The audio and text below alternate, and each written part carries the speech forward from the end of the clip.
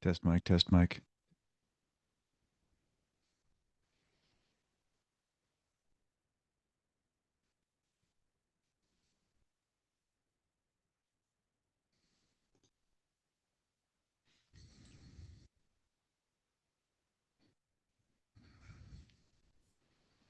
Hola, hola.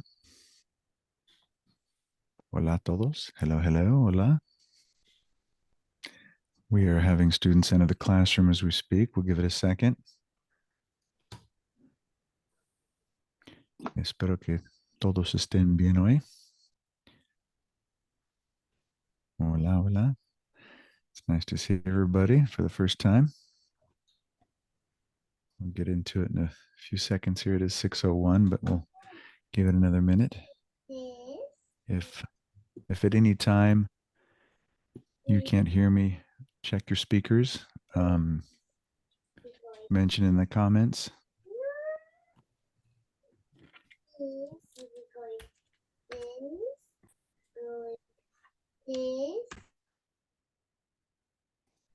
Okay. I'm going to mute everybody until I ask you to participate, if that's okay. We'll go through the nuances of the class, introductions. We'll make it a nice couple hours for you. Hopefully.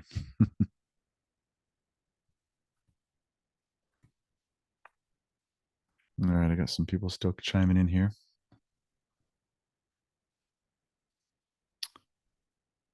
Okay. Okay. All right. I've got a full class today. Almost everybody looks like is here. There are a couple people that emailed me prior. Okay. We will officially begin at 6:03. I'm going to share my screen with you at that time, and then those that come in a little late, we'll catch up. But let you know that this is for your benefit. We're going to record this session. So if for whatever reason you can't attend a class, I'm going to be able to post that to the Canvas and email it to you so you have access to look at all the wonderful things we practiced in class. All right, a couple more people joining in. Muy bien. Quick thumbs up. I'm sure y'all hear me fine, right? Okay, good. Excelente. Excelente. Excelente. Okay. I'm excited. Great semester. Chilly outside too. Okay. Will we be given access to the recording even if we're absolutely, if you attend this, yeah, you'll be giving the recordings. I'm going to show you the area in which I will be posting in Canvas all of the recordings, and I'll directly send it to you via email. So you'll get the link, the video link. You won't have to download it. You can just watch it straight from the link. So that's a benefit to you. Thank you for the question, Josh. Okay. Yo creo que debemos empezar. Vamos a empezar. Let's start. It's Español uno, starting from scratch. Start clean piece of paper. Español uno. Okay, voy a compartir, share my screen with everybody. Compartir and kind of sit back and relax a bit. Make sure that I share the right screen with everybody. Okay, that's what I want. Okay, perfecto. I assume that you can all see that just fine. Excelente. I'm going to go ahead and let a couple more people in that are coming into the last minute here. We'll go ahead and open that up. And I can see a list of everybody in the class, so that's good. We'll keep that. Okay. Perfecto. Vamos a presentarnos. We're going to introduce ourselves first. And I know that seems very overwhelming at the beginning because I'm going to ask you to try to speak a little Spanish right from the get-go. But I'll prep you up ahead of time. Don't you worry. We're going to cover some material today as well, along with the orientation of the class, because I want you to be well informed on what to expect during the next couple weeks, the first couple modules that have already been posted. I know some of you are already getting started on your Connect assignments, and you've done the discussion board.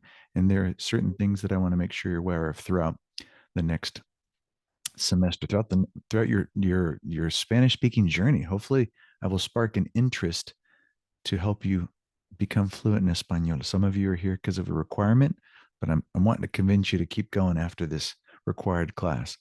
Okay, soy el profesor Adams. Yo me llamo Grant Adams, el profesor Adams.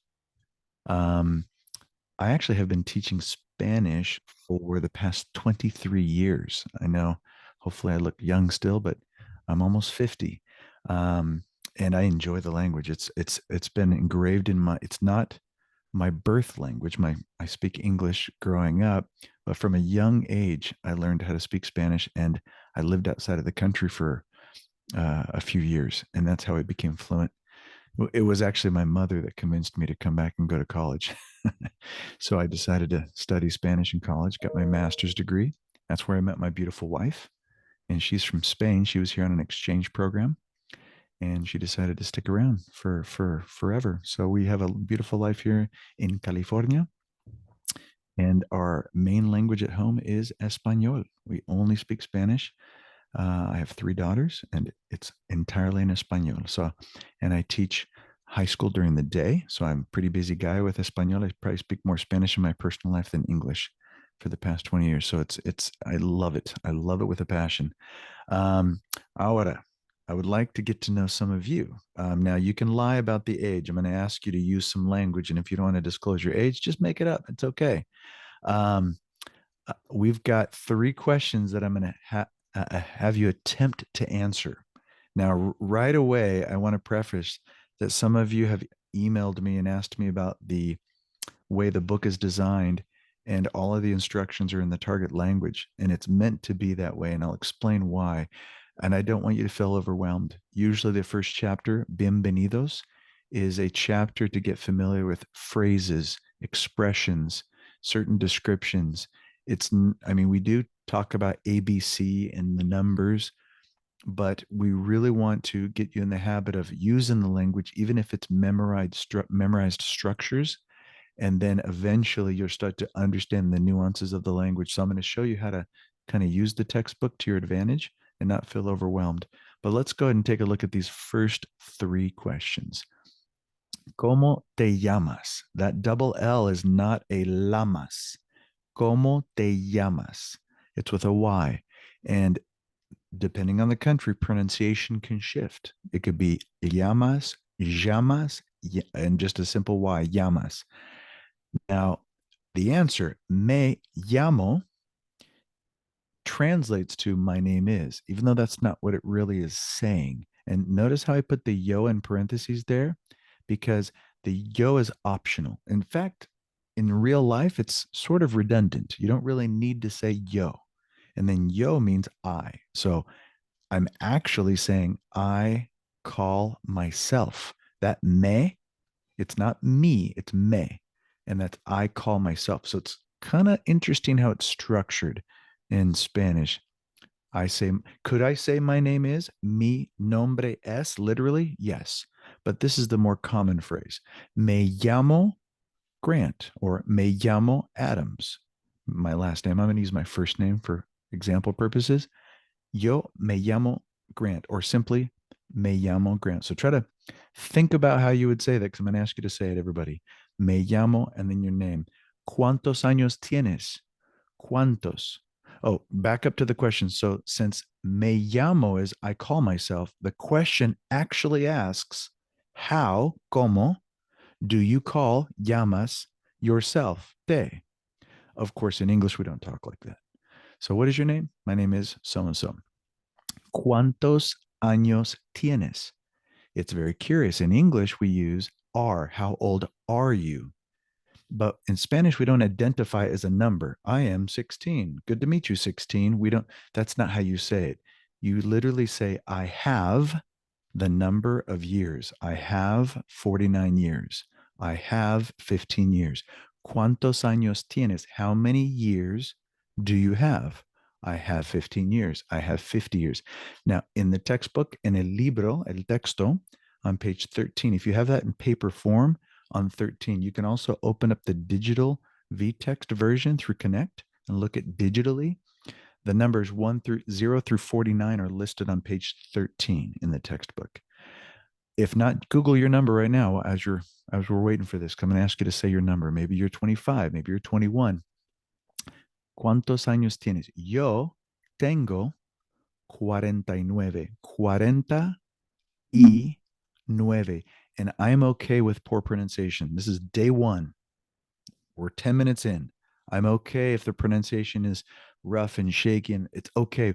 And in fact, I want you to embrace errors. I want you to embrace poor pronunciation. I want you to just, it's okay. We're learning things from the very, very beginning. We're going to make mistakes. We're going to have a very heavy accent, and that's okay. Just embrace it. Know that it will get better with time. ¿Cuántos años tienes? Yo tengo 49 años.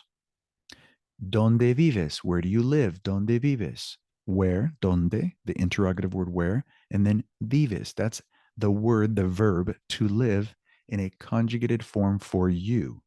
So I live, he lives. See that shift of live to lives? Spanish does that as well. ¿Dónde vives? Yo, I, vivo en, and then the city and the state is probably appropriate. Now, optional yo, once again, I, that's optional. Yo vivo en Rockland, California. Yo vivo or just vivo en Rockland, California. So from the beginning, ¿cómo te llamas? Me llamo Grant. ¿Cuántos años tienes? Tengo 49 años. ¿Dónde vives? Vivo en Rockland, California. You don't need to say the question, but I would like to call in your name and have you tell me your name, age, and where you live. See if we could do that. It's okay if we make mistakes. It's all right. Let's start off with Sarita. I'm going to just go from top to bottom.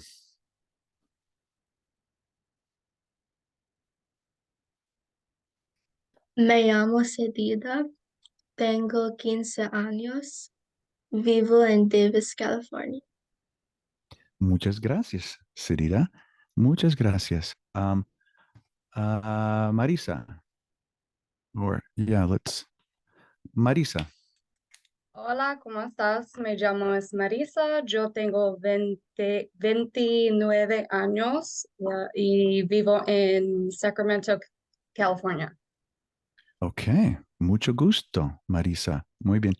Me llamo. There's no need to say S. Just me llamo. Excelente. Muy bien. Amanda. Amanda K. Hola, me llamo Amanda. Tengo 32 años. Vivo en Carmichael, California. Mucho gusto. Mucho gusto, Amanda. Mucho gusto. Andrés Rico.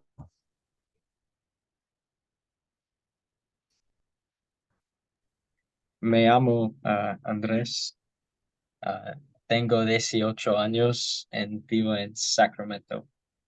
Sacramento. Muchas gracias. Excelente, Andrés Rico. Me gusta tu apellido, Rico. Es un apellido muy bonito. Ariana. Hola, me llamo Ariana. Yo tengo 25 años. Vivo en Vallejo, California. Oh, okay. Excelente, Ariana. My youngest daughter, her name is Ariana as well. Excelente. Carly Barefoot.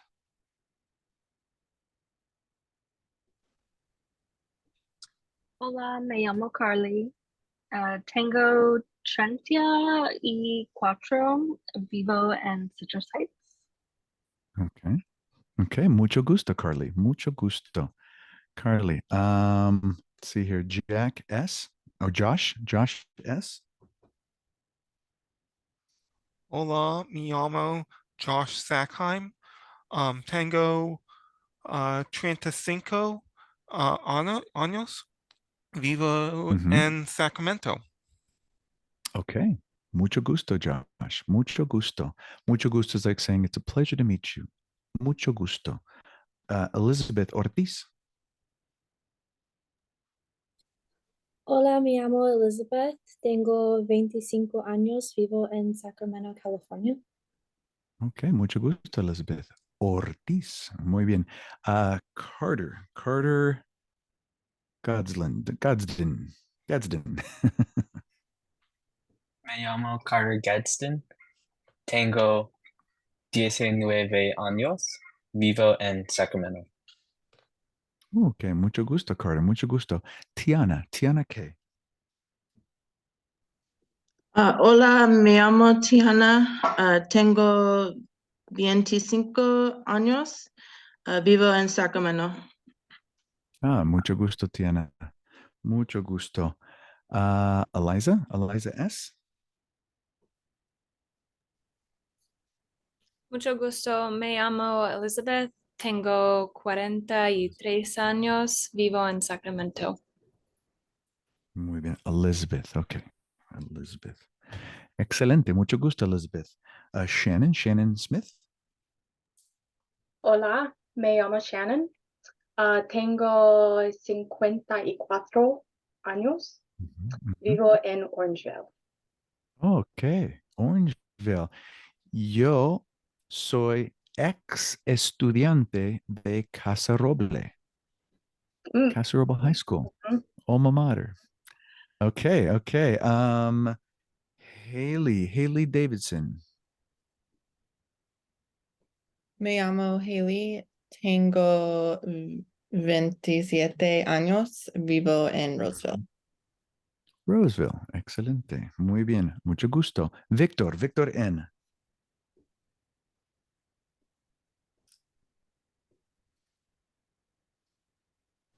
Victor N. Hola, Hola. me llamo Víctor, tengo 25 años, vivo en Sacramento. Ok, Victor, mucho gusto, Victor. Christopher P. Hola, me llamo Chris, tengo 41 años y vivo en Vallejo. Ok, excelente, Chris. Vallejo, muy interesante. Peter Vang. Hola, me llamo Peter Vane, yo tengo 28 años, vivo en Sacramento, California. Ok, mucho gusto, Peter. Mia R. Hola, me llamo Mia, yo tengo 21 años, yo vivo en Truckee, California. Truckee. Mucha nieve in Truckee. A lot of snow, no? In Truckee. Okay, Nicole P. Hola, me llamo Nicole Piceno, tengo 28 años y vivo en Antelope. Oh, Angela, mucho gusto, Nicole. Mucho gusto. Piceno. ¿Es italiano? Piceno. Sí. ¿Y parla italiano? No, soy mexicana, pero mi apellido es de Italia. Muy bien, muy bien. Ok, mi piace molto imparare italiano. Josh Zezo. Me llamo Josh, tengo 20 años, vivo en Sacramento. Okay. Juliana Sanchez Lara. Hola, me llamo Juliana, tengo 22 años, vivo en Italy. In Italy? Sí, Stai vivendo in Italia y parla italiano? no, Okay, how long have you been in Italy? a year and a half. Nice. What part of Italy? Vicenza. Okay, excelente, que bella. Can you help me with your pronunciation? Leisha? Radix? It's Leasia. Okay, Lieja. Thank you, Lieja. Me llamo Leasia. Tengo 18 años, vivo en Sacramento. Okay, mucho gusto, Lieja. Winter Sanchez. Me llamo Winter, tengo 18 10 años. Okay, okay, okay. Y Sahar, creo que es Sahar N. Hola, me llamo Sara. Tengo 24 años. Mhm. Vivo en Roseville, California. Okay, okay, Roseville. I've got, I think, one last student here that I haven't heard from, Lawrence, T. Lawrence. Hola, uh, hola, me llamo Hola. Kerry. Yo tengo cuatro, cinco. Ajá, 45. Yeah, viva en Carmichael. Carmichael, excelente. Did I miss anybody? I think I got everybody. Several of you. Okay. Amanda, I got, yes, I did. Okay, good. Juliana, Juliana, isn't it like 3 in the morning right now for you? Yes. Oh my goodness. Okay, we'll have to consult each other later. This is dedication. I appreciate you being here. Truly do. Okay, excelente. We're going to go ahead and continue. Let me go ahead and adjust my view here. There we go. Okay.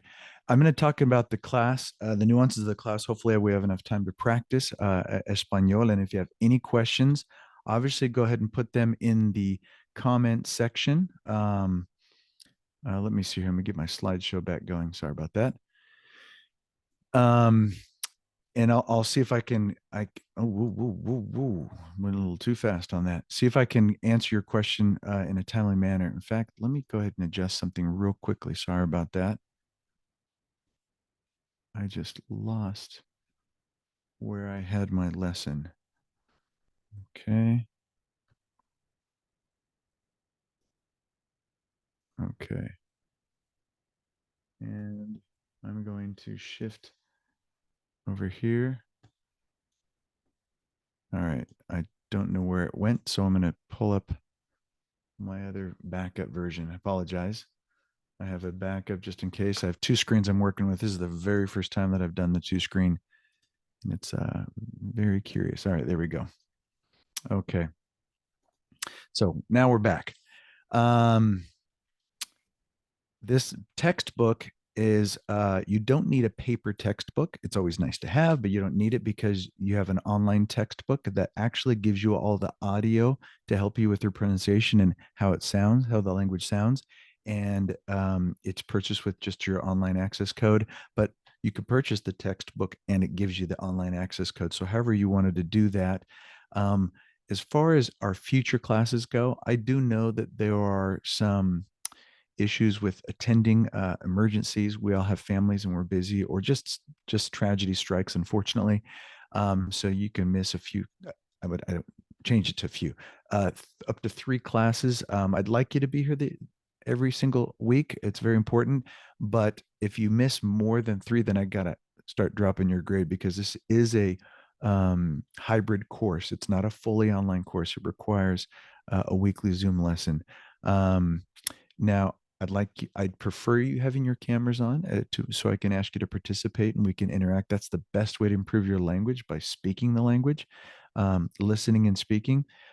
Try to be in a comfortable area to where you can be productive and be able to focus. If you're in your car, sort of last minute, it's hard for you. And sometimes the self-service Wi-Fi, the connection's just not well enough to be able to really benefit from the class. Now, we do have oral assessments at the very beginning, at very end of the semester, a one-on-one conversation, and that definitely needs to be done in a proper place. We can't do that in the car. I've had experiences in the past where conversations have been really choppy, and it's hard to evaluate somebody when you have iffy self-service in a car. Okay, we do use Canvas the entire time as far as the material, accessing the material and communication with me. Let Canvas be your friend. If this is your very first time using Canvas, you're definitely going to be familiar with it. and I'm going to show you specific areas to go in Canvas to orientate you properly. But this is where it's the platform that the Los Rios district is using. In fact, most of California community colleges use Canvas. In fact, high schools are now using Canvas. It's a popular platform for education and posting material and providing assessments, etc. Here's basically what it looks like. You log in, and this is what you see. Yours might be a teeny bit different as far as the to-do lists go. Maybe the left side looks teeny bit different, but pretty much the same. There are a couple things I'm going to focus on this main screen. Now I've got these screen captures here, so I can't necessarily click on these links, but I'll show you a little later. First thing I want you to focus on is your account information. If you click on your account in your Canvas up there in the top left, you can set notifications. I have taken extra courses for additional learning in my lifetime, and having a notification pop up my phone that, hey, my instructor graded this, or they posted something on Canvas, a new module, or a notification, there was an announcement. That notification pops up on my phone, and I love it. I love being able to see, oh, we have a test on Friday. I just saw the notification. It's nice to get those reminders on your phone. I mean, I live and die by my calendar, so I appreciate notifications. So please set that up so you don't miss anything. Also, announcements. This is where I post. I might just remind you on a weekly basis with a video. I record myself saying, "Hey, folks, how's it going? I know we're gonna have a lesson on Thursday, but I posted the new module. Kind of think about these things." Thursday is the day where I can answer questions, clarify, give you new information, put you on the right path for that next module. But I also want to give you weekly reminders of, hey, don't forget to do this, don't forget to do that. And I'll throw that out via announcement. Sometimes I'll have something cultural that I want to share with you, and I'll throw that in an announcement, or just extra options. Hey, I thought of this. This is kind of a nice thing to do, and I kind of announce that. I might post it. Hey, we have a test. Don't forget about that. You have until this day. So I use announcements for that. So make sure you're always clicking on announcements to make sure you're up to date and reading the current announcements. Modules. Now this is going to be addressed fully in a few minutes. So I'm going to put the pause button on modules. I'll come back to it. Grades. I'm going to talk about how you access your grades and how you access feedback within those grades. And that's the most important thing that I want to inform you of. Right there on the bottom, you see that is the link that will be consistent for our weekly sessions. I was going to use my office hours link for the session, but I didn't want those two things to bleed over. I wanted to have, because these are recorded lessons, so I wanted to separate it, and I wanted to put it inside what's called Tech Connect Zoom. If you see right there on the left, it's not highlighted, but it says Tech Connect Zoom. If you click on that, you will see all of our weekly sessions preloaded. You just have to go there, click in it, you're in the class. So you don't have to think about this code or the number or the invite number. You can just go to Tech Connect Zoom, click on it, and you're in the class. Now, if you'd like to attend my office hours, I tried to do it per the convenience of my students. Since you already have class with me on Thursday, I thought, let's just put it an hour prior. I'll just log in on my main link, which is on the bottom. You can see this is El Profesor Adams right there. That's prior to class. So from 5 to 6, if you have any questions that you want to ask individually and that you don't want to ask in the middle of class, then chime in before class begins. I'll be up until about 5:58. I'll log off of that, then log into our class session. So I'm with you during that hour to answer any question, go over anything. If you're confused, nervous about something, or concerned, whatever's on your mind, you can bring that to my attention. I'm very approachable. Now you can see that there is a to-do list here, and those of you that have taken classes that have been on the platform of Canvas are familiar with that. You see that, okay, I've got this Zoom lesson. It shows me right there. I've got this Bienvenidos Repaso that looks like an assignment I got to click on, and a lot of my students will just go, click, click, click. And that's all they do. They only click on the to-do list. Well, I'm going to tell you that I want you not to click on the to-do list. And you're like, wait a minute. Why is there a to-do list? Yes, you can click on it, but I think it sets us up for bad behavior, to be honest. We only rely on the to-do list. we need to actually look at all of the other materials that I provide for you. So I want you to always be in the habit of clicking on modules. All of the items in the to-do list will be in the modules. You'll see the due dates. The only thing that appears in the to-do list are assignments that have due dates, but I have other things that I require of you that don't have due dates. And if you don't click on modules, you won't be aware of them. And I'll give you an example. At the end of the semester, we have an oral assessment, and I have a sign up, an agenda, days and times. That's not scheduled with an assignment. It's just information. It's like, hey, if you want to sign up for your oral assessment, here's that link. But in order to see that, you have to go into modules and see my announcement.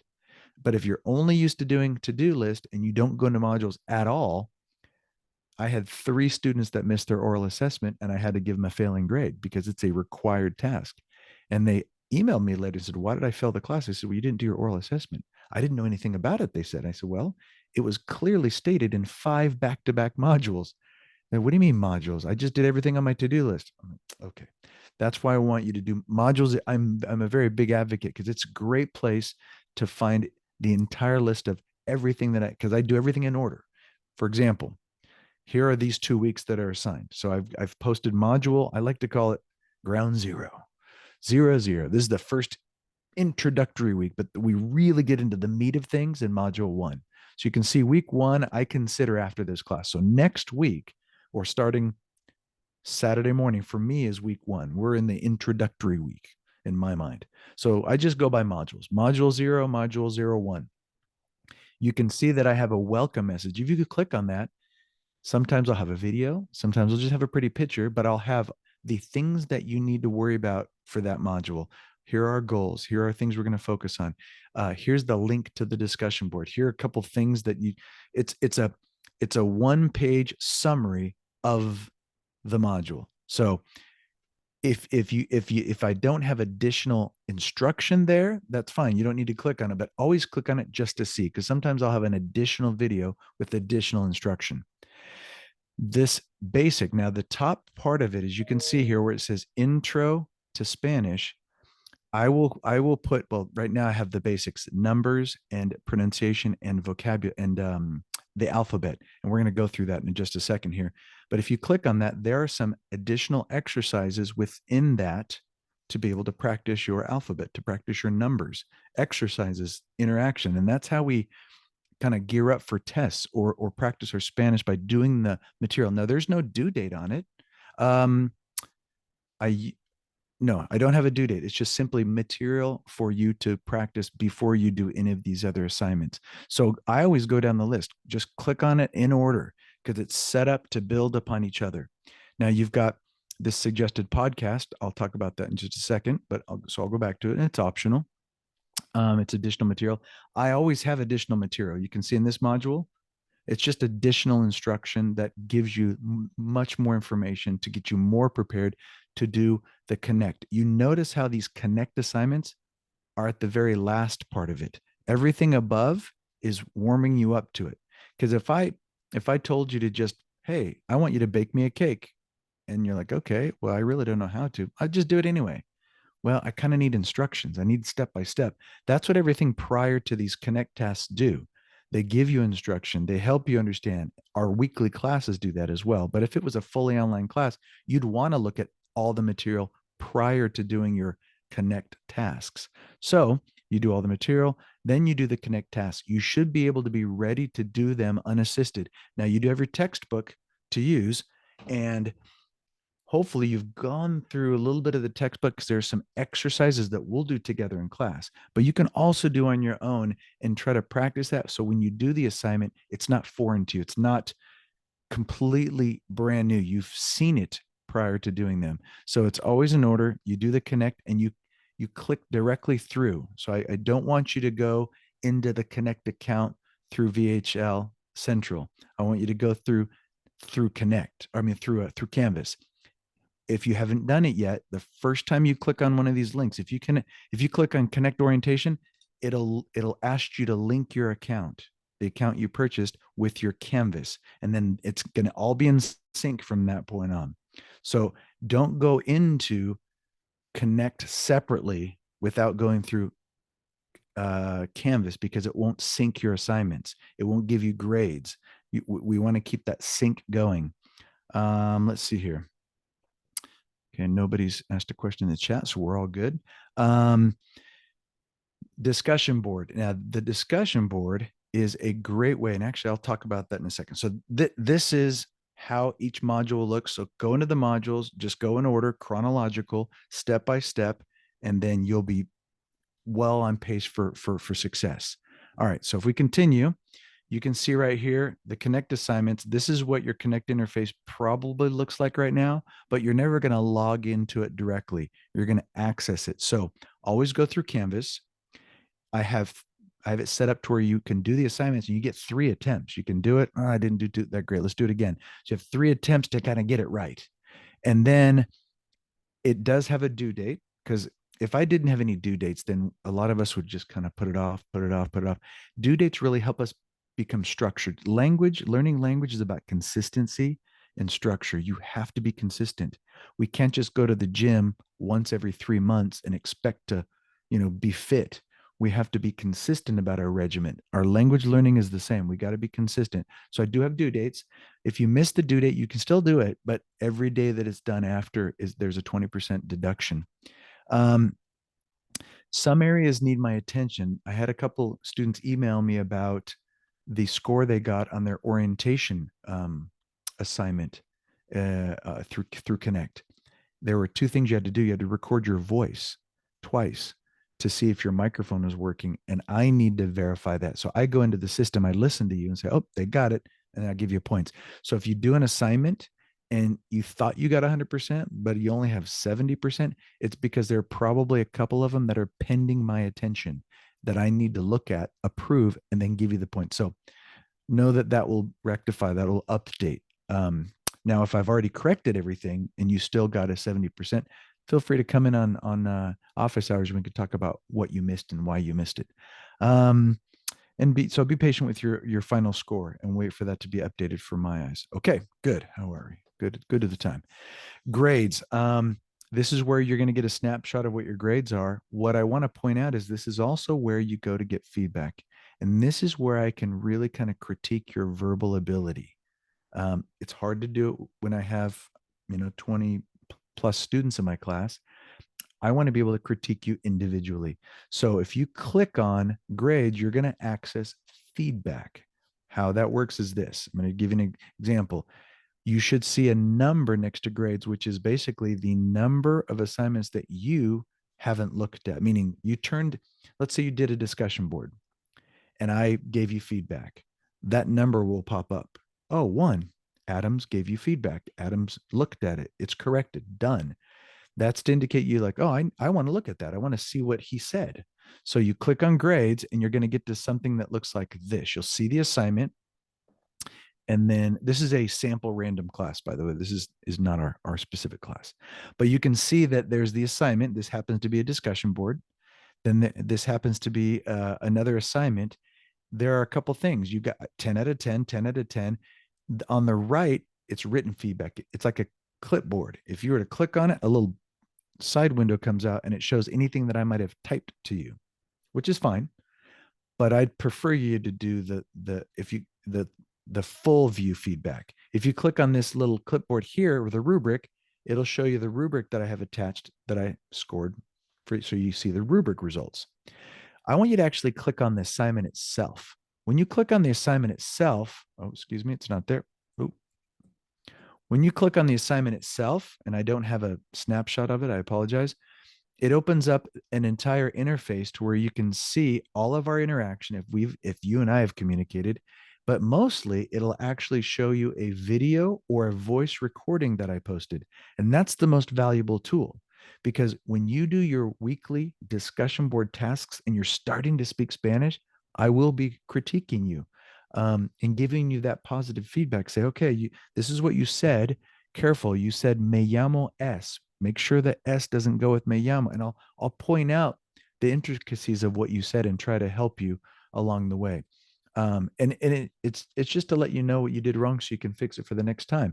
So always click on this full view right there, the assignment itself, and it opens up a whole area where you can see the written feedback, the rubric, and any video or voice recording that I post for that. Okay. So I want to make sure that you understand exactly how to proceed positively. All right. After each weekly lesson, I mentioned earlier at the top of the hour, I will be forwarding this video lesson to your Canvas email, and I will be posting it to Module D. It's called Supplemental Materials. You'll just every week see a new video appear. And I'm going to post it the following morning. I won't post it tonight, but Friday morning, as soon as I get into work, make myself a cup of coffee, first thing I'll do is, because the video has to render, I'll post it right to Canvas. So you'll have it every Friday morning, fresh video lesson from the night before. Okay. Perfecto. Perfecto. Quickly, my theory on language acquisition. I'm trying to motivate you to really develop your Spanish speaking skills. I did see there are a couple people that already speak Spanish, are very familiar with it in their personal life. So I'm hoping even you can benefit from this class in some way. But those that are starting off from the very beginning, the first couple months is always the most difficult with anything we do. If we're not used to running and then we go out and run 3 miles, it's going to suck. We're not used to it. But once we start doing it a lot, 3 miles will be nothing. So I want to let you know that a language acquisition, from my experience, learning Spanish, and I speak a bit of Italian as well, learning a language is not just one piece of a pizza. If we were to break it out, it's many. So I look at it like this. The biggest thing you could do to benefit your growth is listen, actively listen. Mass amount of information constantly. And I'll give you some suggestions and ideas, but listen, constantly listen. You want to be able to listen, whether they're short stories, audio stories, a podcast. Obviously, we're not at the ability to understand high level Spanish. I get that. We got to start small. But even if you listen to something and you're not understanding everything anyway, it's training your ear to recognize certain noise and cadences in ups and downs and stops and starts. We're trying to train our brain to repattern. If you have had friends that studied abroad, and within 3 months they're like understanding everything in that target language, and you're like, how the heck did you how are you understanding it so fast? It's because their ear is exposed to that language throughout the entire day constantly, and they might not understand it the first few weeks, even months, but suddenly their brain starts to make sense of these sounds and patterns. And we have to try to replicate that as much as possible in our little bubble here in this class and in our personal life, whatever that may be. So listen. I'll give you some ideas in a bit. We want to read. Hopefully you like reading in general, but if you don't, you're going to have to push yourself. Read. I'm going to provide some materials. The textbook provides materials, but I'll provide some suggestions for you. We want to practice speaking. I always want to promote that. You can come in during office hours and practice speaking with me. I don't mind you jumping in and say, hey, can we just kind of talk in Spanish for 10 minutes? And even if you talk like Tarzan or have a whole bunch of errors, it's the process of trying to regurgitate anything that we might know. And it's the repetition of language. So these simple conversations we're going to learn today, practice with a friend or a classmate, get a contact and say, hey, let's get on Zoom and practice. Or maybe you have somebody in your personal life you can practice with. You want to be able to have this repetition constantly. That's the best way to solidify it. Use it and we start to memorize it. If we see a word once and never see it again, we're going to forget it. But if we recycle it as much as we can, we're going to remember it. Take a class. You guys are step 1. You're taking this class. A class allows us to set a structure, a weekly structure. So we're on target. It's like a job. It's like, I need this report by Friday. It's kind of forces us to do it. Sometimes we don't have the energy or desire, but we know it has to be done. So we do it. So I think that's why streaks have become extremely popular, because you're so hyped up about a streak that you're like, I kind of don't want to keep up with my Duolingo, but I don't want to lose my streak. And it kind of motivates you to do it, that sort of thing. I always like to use external resources for language learning. YouTube is a great source to look at. There's a lot of videos out there that are catered to language acquisition. You can even type in basic Spanish short story with subtitles, or anything that allow you to listen. I like to listen to people that give grammatical explanation. I'm a nerd that way. I love it. I love grammar.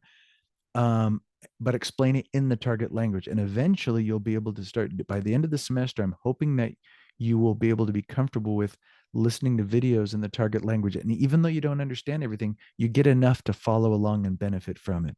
So, like I said, mass amount of information constantly. Write. I have a suggestion for that, but we want to write as much as possible, not just listen and read. And then, of course, external applications like Duolingo. Hey, that's fun.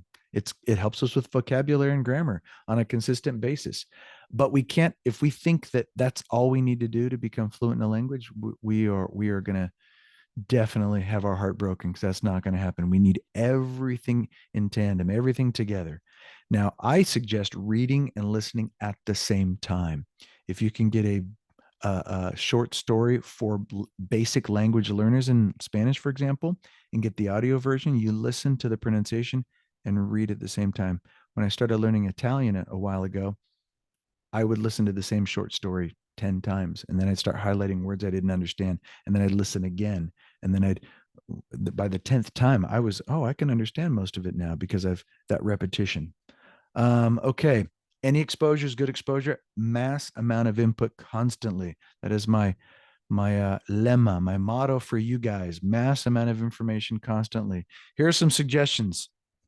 One, a podcast. Now, in Canvas, if you take a look at this link right here that I have provided earlier, right there, it says additional material, module 00, podcast suggestion. Supposedly, according to the experts, these top 5 notes in Spanish, Coffee Break Spanish, Aprende Español, Duolingo, and Habla Español. Those are the top 5 language learning podcasts. And this is just extra supplemental information to put in your ear when you're going for a walk, when you're driving to work, constantly. I've stopped listening to the new, you listen to a lot of Steve, but I stopped listening to the radio, to be honest. I mean, radio is good to listen to, but I was like, okay, I'm going to listen to a half hour of podcast in the target language just to get my ear more adapted. Now, the podcasts on the bottom, they all speak Spanish the entire time. But like I said, I teach Spanish to high school students during the day, and I had them go out and find podcasts that they were interested in with their limited language ability. And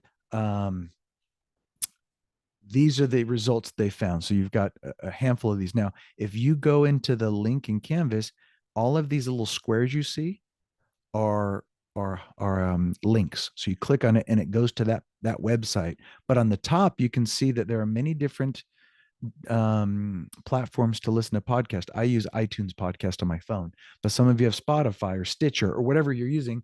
You can just search that Coffee Break Spanish or Aprende Español, SpanishPodcast.net, and it'll pop up on your feed, and then follow it and then listen.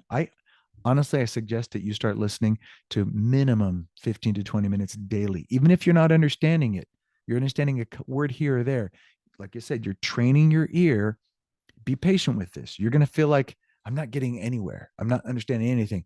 No, in the subconscious, it's happening. You just don't realize it. Just muscle through that tough moment. Writing. What I like to do to memorize words in anything that I do, especially in language learning, is I've got a journal right here.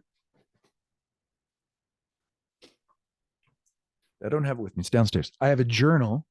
And if I have a new acquired word in a target language like Italiano, I'm going to go ahead and time myself. I'm going to go, okay, here's a timer, 10 minutes. I'm going to use that word that I want to memorize to its fullest and write anything I can using it as examples. Let's say La Navidad, Christmas.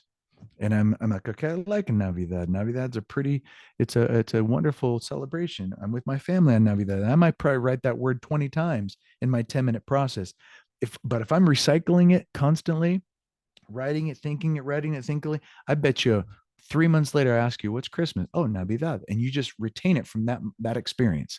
So I suggest that you 10 minutes a day, little journal entry, try to recycle a word that you'd like to acquire, or several. Maybe you have the top 5 words that you saw in class one day.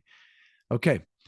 Quickly, before we get into a little bit of Espanol, one of the main questions I get asked, and this is mainly by parents, my high school parents, they ask me, what type of Spanish do you teach? And I'm always humored by that. Keep in mind, there's 20 here, but I think there are 21 official Spanish speaking countries. And think about English. All of you speak English. Think about English. There are other countries that speak English. You go to New Zealand, it's a different accent.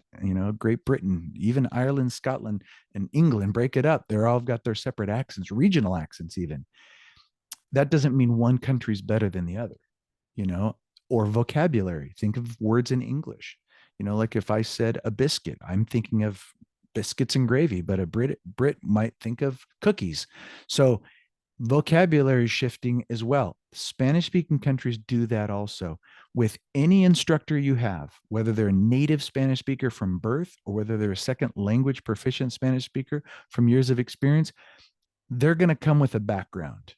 And not it's a background. And so there's a certain accent, there's a certain vocabulary set in one's mind. I pride myself in trying to know a variety of vocabulary words depending on the country. When I'm with my buddy from Guatemala, I might use the word refrigerador or refri for refrigerator. But when I'm with my friend in Spain, I'll use frigorífico. There's a different word. It just depends on the audience. Check out this example alone. You've got the word bedroom. Look at how many options there are.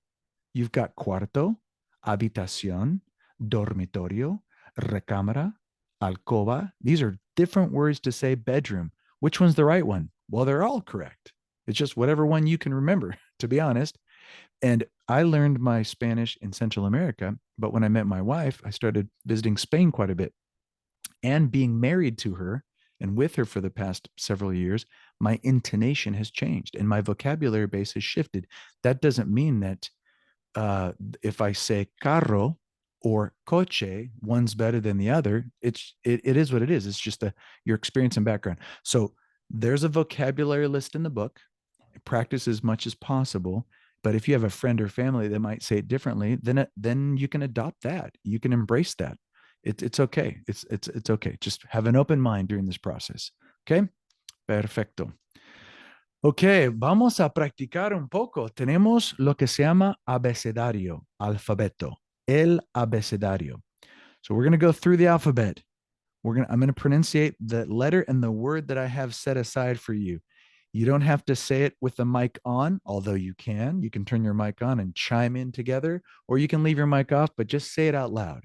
I want you to say it out loud. Who's ever in the room with you, let them hear your voice. I want you to hear your own pronunciation. Okay. All right. And I have the vowels right here. The cool thing about Spanish, it's so cool. Spelling is easy. Pronunciation is fixed. There are a couple exceptions, but it's not like English. It's not like I have the word hat and then I throw an E at the end and it's now hate. Spanish really doesn't do that. That's why there is no spelling bee competition in Spain or any Spanish speaking country for that matter. It would be too easy. Everybody would win. So English is crazy difficult to spell. So that's why we have spelling bee competitions, because it's super difficult. Here's the pronunciation. It's set aside. A, E, I, O, U. The E and the E might get confusing because when you hear the letter E, it sounds like A. And when you hear the letter E, it sounds like the letter E in English. But that's the set pronunciation. A, E, I, O, U. I'm going to say it, and then I'm going to wait a beat, and so you can say it to yourself. A, I, O, U.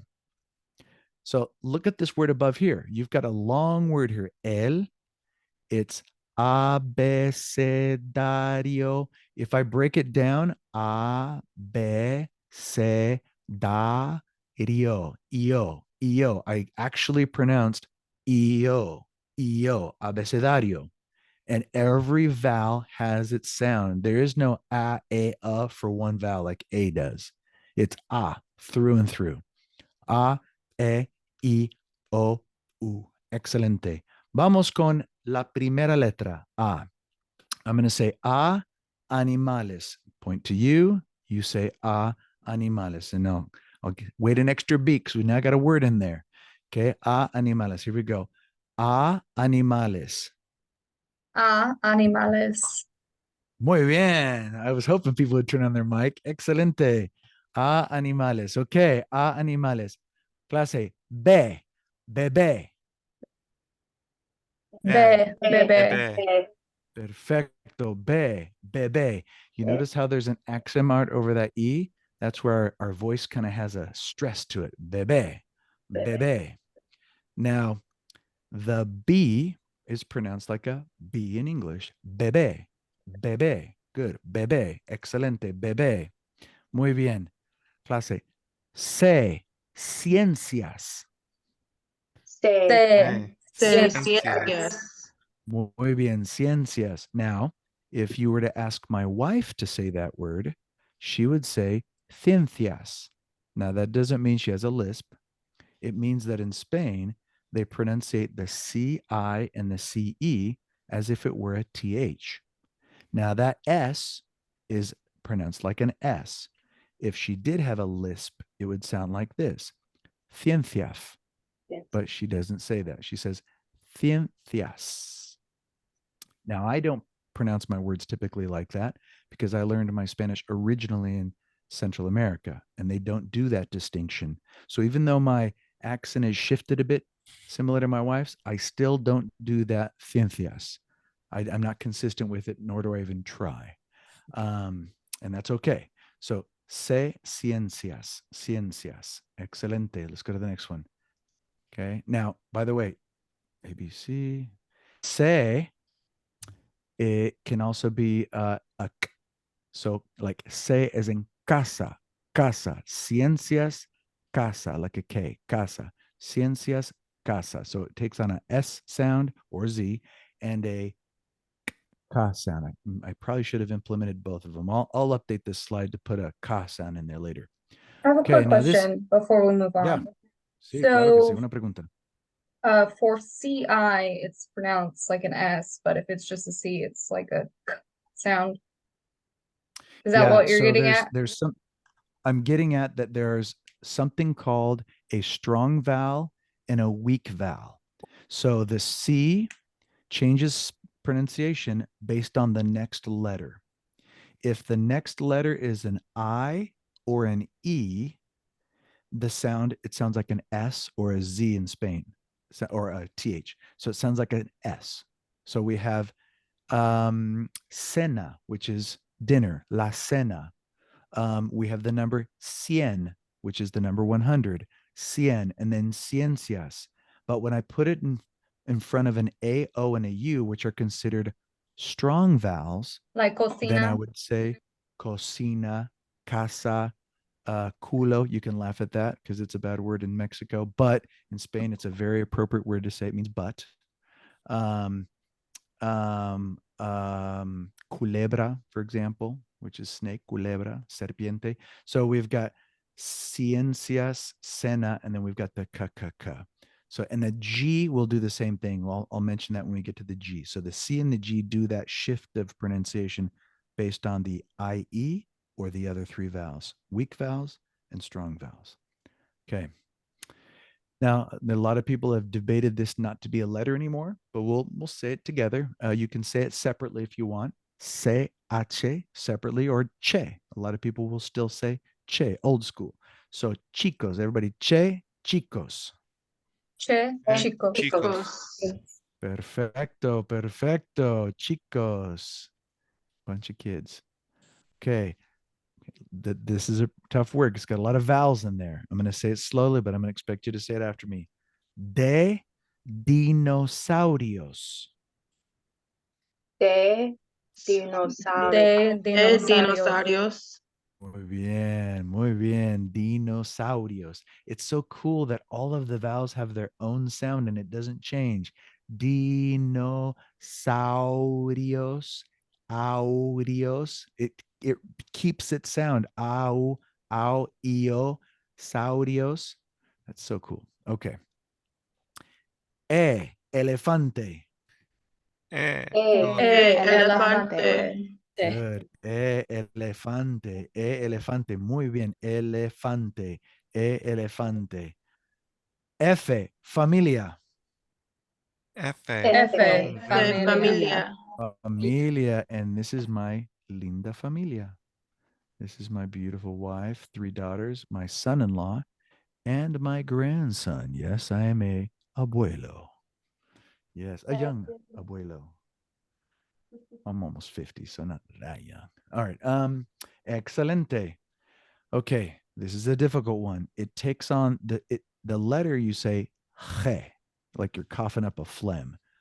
Che, che. But the letter G takes on the sound h or a g.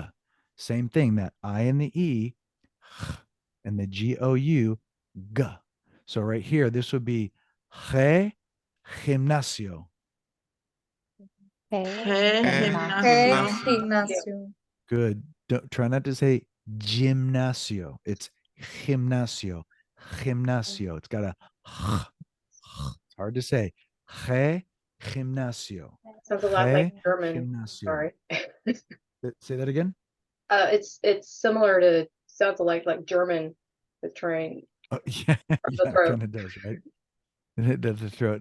Now, if I have like the word goal, scored a goal, Gol, goal, it's a g sound, or gorilla, or if I have it in front of gafas, like lentes, like sunglasses, gafas de sol, gafas, it's a g sound. Okay. All right. The H is H, but it's silent. And I don't, to be honest, why do we even use it if it's silent? But it is that it was, it is. H is silent, so it's not hospital, it's hospital. Pretend it's not even there. H, hospital. H, hospital. Perfecto. H, hospital. Muy bien. Excelente. And there in the Canvas videos that I have when the supplementary material for module 0, there's a really good YouTube video that goes through all of these back to back and pronounces all of the letters. So you can put that on repeat and play it to your heart's content until you got these sounds down. Okay. E, they distinguish between this because the letter Y is also E. So they say Latin I and Greek I, just to distinguish between which I are we talking about. So E Latina would be the letter I in iguana. Everybody, E, iguana. Iguana. Iguana. Excelente. Iguana. Good. Excelente. Okay, this is jamón serrano, very popular in Spain. We actually had this served as a pre-drink and beverage and jamón serrano at our wedding. I got married in Salamanca, Spain with my wife, and we had this cured ham cut. It was delicious, beautiful. Okay, jota, jamón. That's another. So that has the same sound as the G has when it's with an I and an E. Remember gimnasio? This has that same sound. Now, this always has a sound. It doesn't change like the G. So, jota, jamón. Jamón. Love it. I love your participation. And those that haven't tried to pronounce these, you're missing out. It's fun stuff. All right, here we go. Karate. Karate. Perfecto. Karate. Not a very commonly used letter in Spanish. You've got kilo or you've got karate. There's very few words, but it's karate. Okay, excelente. All right, everybody, here we go. L, lámpara. Lámpara. See that little accent mark? Notice how my voice is raised there? Lámpara. I don't say lampara or lampara. It's lámpara. The emphasis needs to be on the correct syllable. Meant to be a joke. Lámpara. Okay, so we got L, lámpara. Now the double L, primarily in most countries, Argentina, it sounds like a J, Jave, Jave, but most countries will pronunciate it like a Y. So, yeah, yeah, definitely not a la. Lave. It's not lave. It's yeah. That double L's yeah, yeah. So we're gonna say ella llave. Everybody, ella llave. Llave. Muy bien, ella. Some countries I might just go want to throw ella. out there that Colombia actually does the j as well, like jamu It does. or jave. Jamo. It in certain parts of Colombia, I have a couple Colombian friends that don't typically do that, but I'm okay in certain parts. Okay, good. And there's a variation of how hard it's going to be versus how soft. Some people really accentuate it, others don't. Yeah, so it's a variety of pronunciations. Typically, yeah, but if you want to go ja or ya or ja, a variety of them you'll hear. Absolutely, absolutely. Muy bien. Who made that comment about Colombia? Who was that? Marissa. Okay, excelente. ¿Tú eres de Colombia? No, mi ex esposo. Okay, okay. All right. Excelente. Colombia. I have a student that just came back from Colombia. All right. Perfecto. Mexico. So M, Mexico. M, México. Muy bien, clase. N, naranja. naranja. Perfecto, clase. All right. This one is just like the word canyon in English. You hear us do that canyon, yin, the Grand Canyon, canyon. That's the same sound. Our mouth does that. So with the N with the squiggly line over it, it's cañón. Everybody, Ñ cañón. Cañón. Muy bien. Ñ cañón. Excelente. O ópera. Ópera. Good. O ópera. Okay, excelente. P, P. Hear that again. P, not a. It's the hardness of it can vary probably, but P, pasaporte. Pasaporte. Good.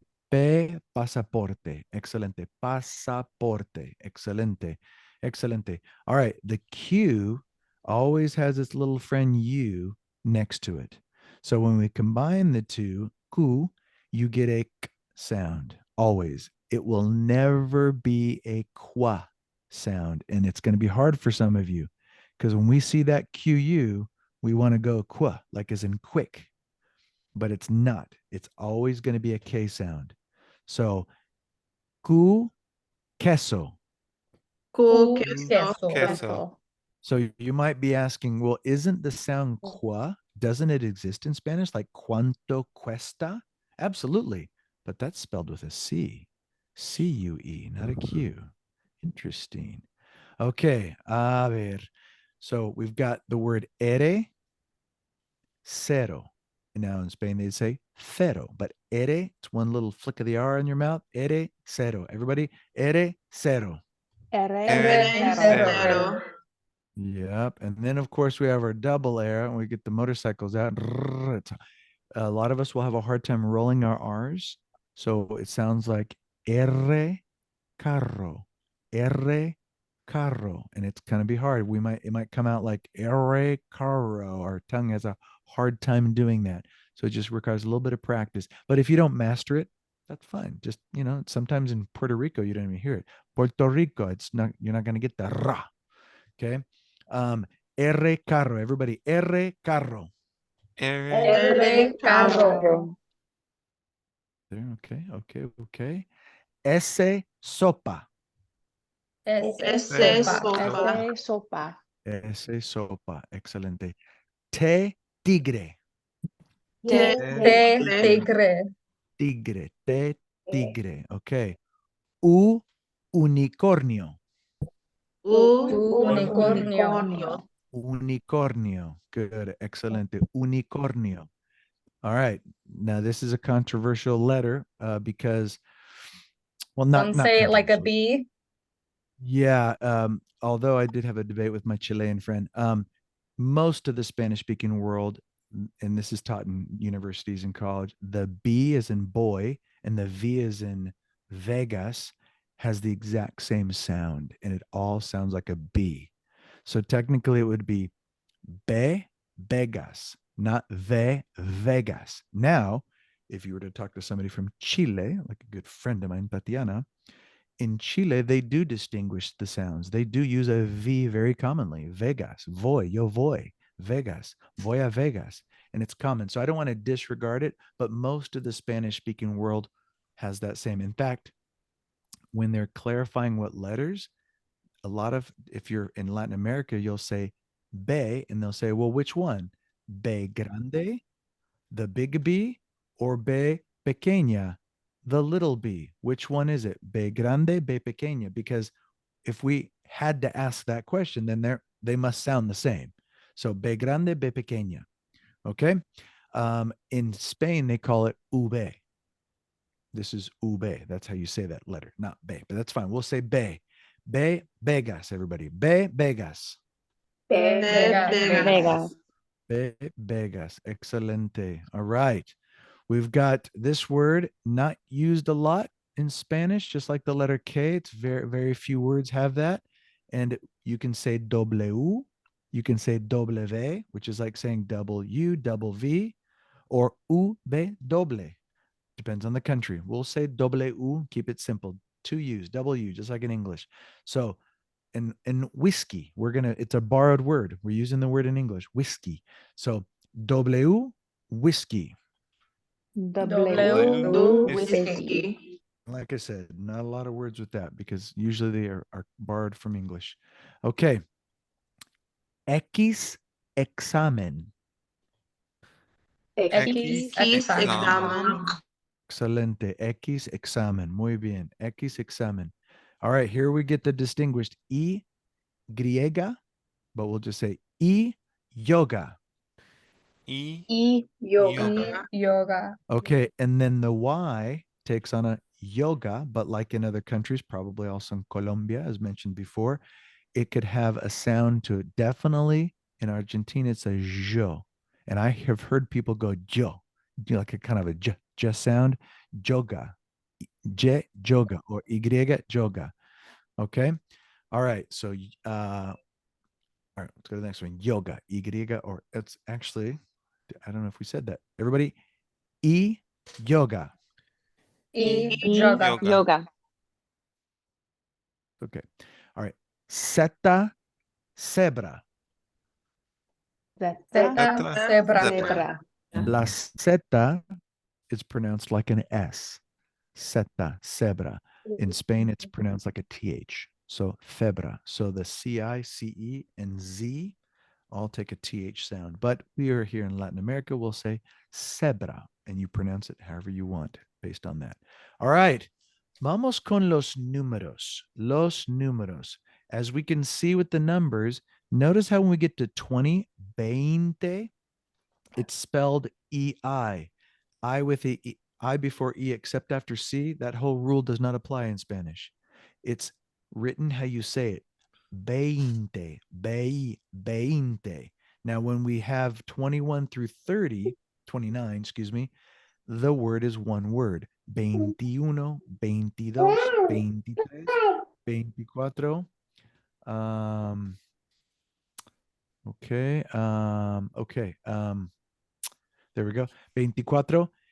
When we get to 30 and above, there are three separate words. So it's 30, E, which is and then the number, which is 1 through 9. So I would technically say 30 y 1, 30 y 2, and all of them do that up until 100. 40 and 1, 50 and 1, 60 and 1. It's 21 through 29 that cram them together. Now, back in the day, they used to be separate, but it's more modern to say it this way. Let's go through it. I'll say the number. You guys repeat after me. Cero. Uno. Dos. Tres. Cuatro. Cinco. Seis. Siete. Ocho.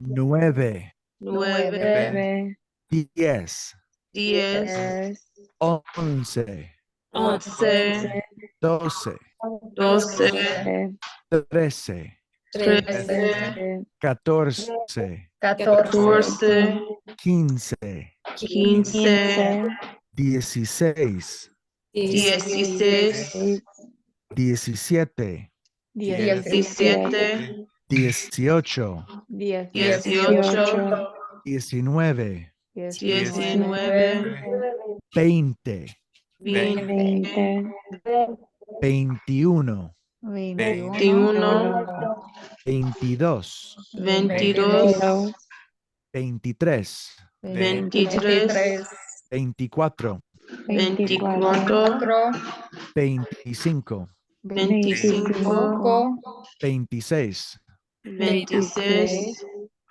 27, 27, 28, 28, 29, 29, 30. 30. Okay, excellent. And then for the months that have 31, 31. It's just simply 31. Okay. All right. ¿Cómo se dice 7 en español? ¿Cómo se dice 7? 7. Excelente clase. ¿Cómo se dice, how do you say, cómo se dice 16 en español? 16. 16. And it makes sense. 10 and 6. 16. 16. ¿Cómo se dice 29 en español? 29. 29. Excelente. ¿Cómo se dice 1 en español? 1. Excelente. ¿Cómo se dice 0 en español? 0.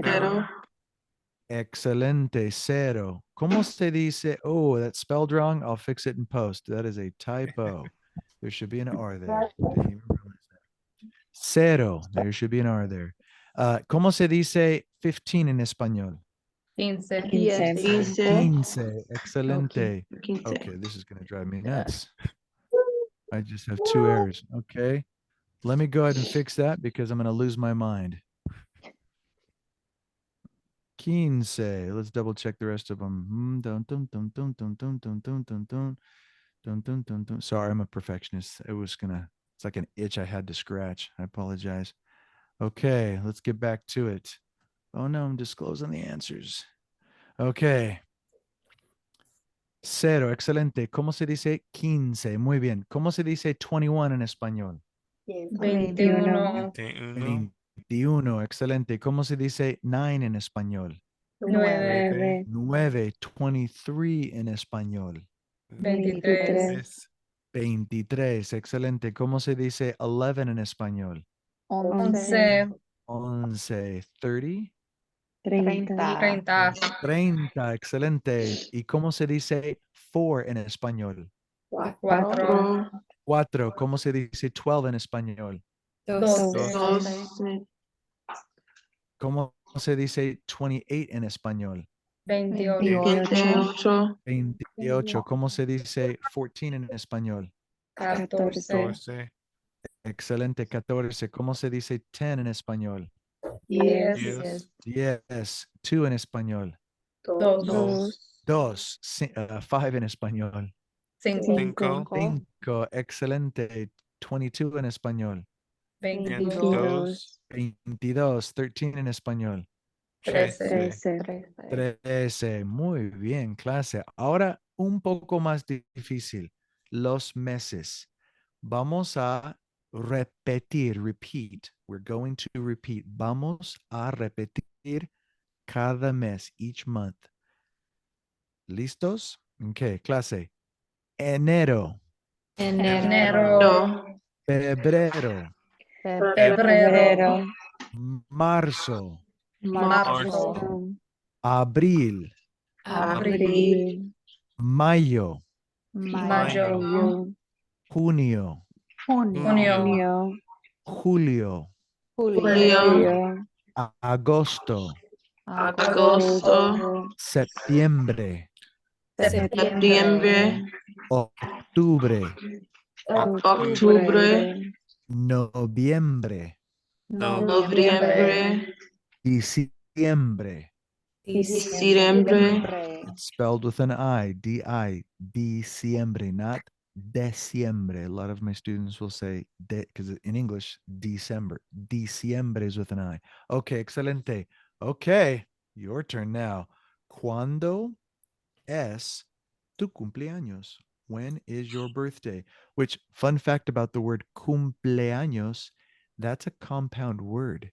We have taken the word cumplir, to complete, and años, years, and mashed it into one word, cumpleaños. That's why when I say the birthday, it's el cumpleaños. It ends in an S, but it's singular.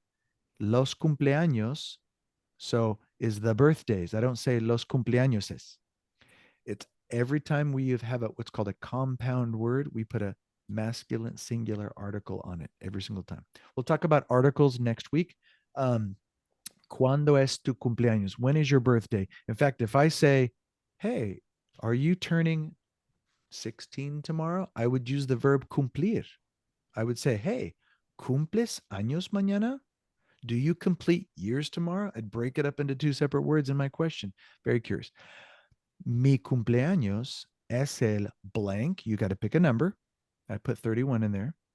And then the month down below. So think about it. I'm going to randomly ask you, ¿cuándo es tu cumpleaños? So be prepared to turn on your mic and answer that. ¿Cuándo es tu cumpleaños? Un ejemplo, clase, un ejemplo.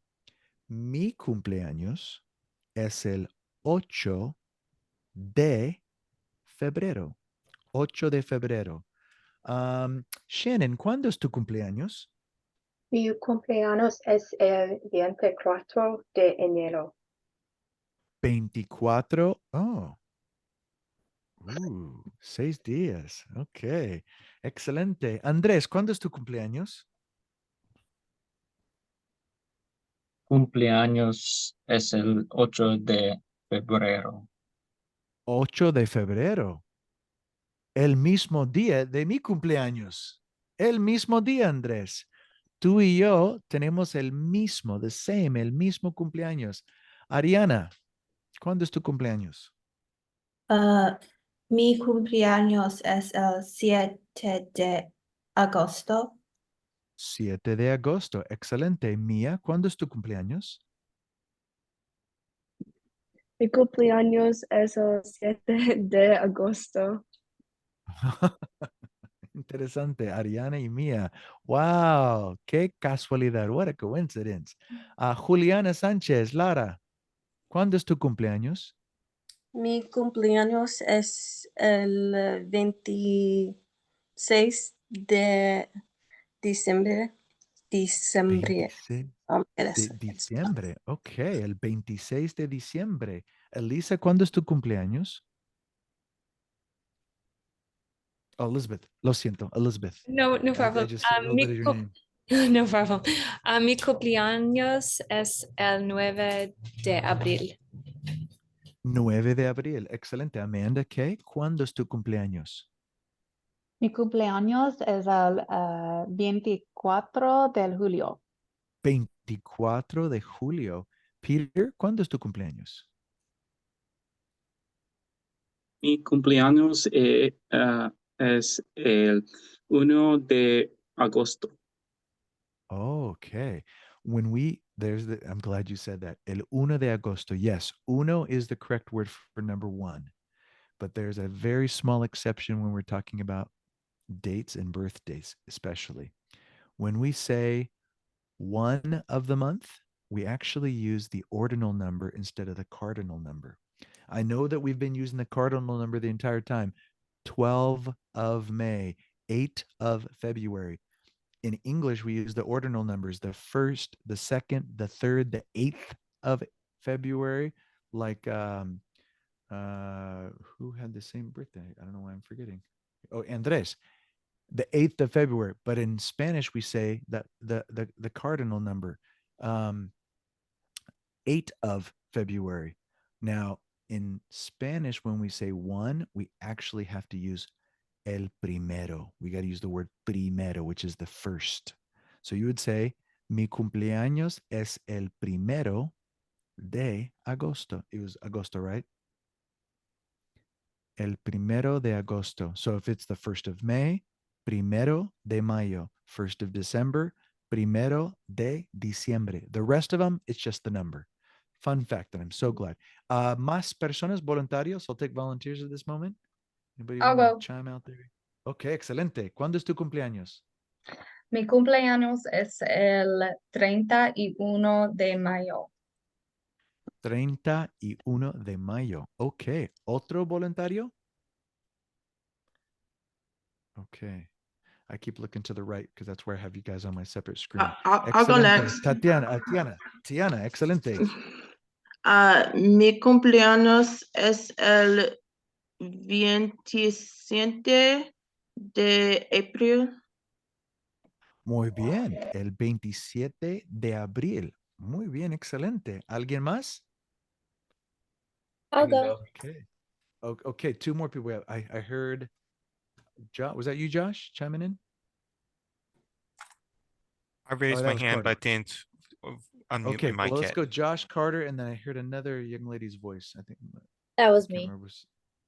Oh, Elizabeth. Okay, so let's go Josh, Carter, and then Elizabeth. ¿Cuándo es tu cumpleaños, Josh?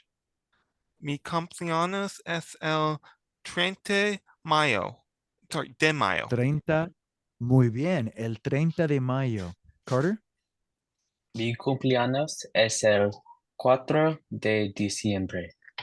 Okay, 4 de diciembre. Elizabeth? Mi cumpleaños es el 30 de julio. 30 de julio. Excelente. Muy bien. Aplauso, aplauso para todos. Aplauso.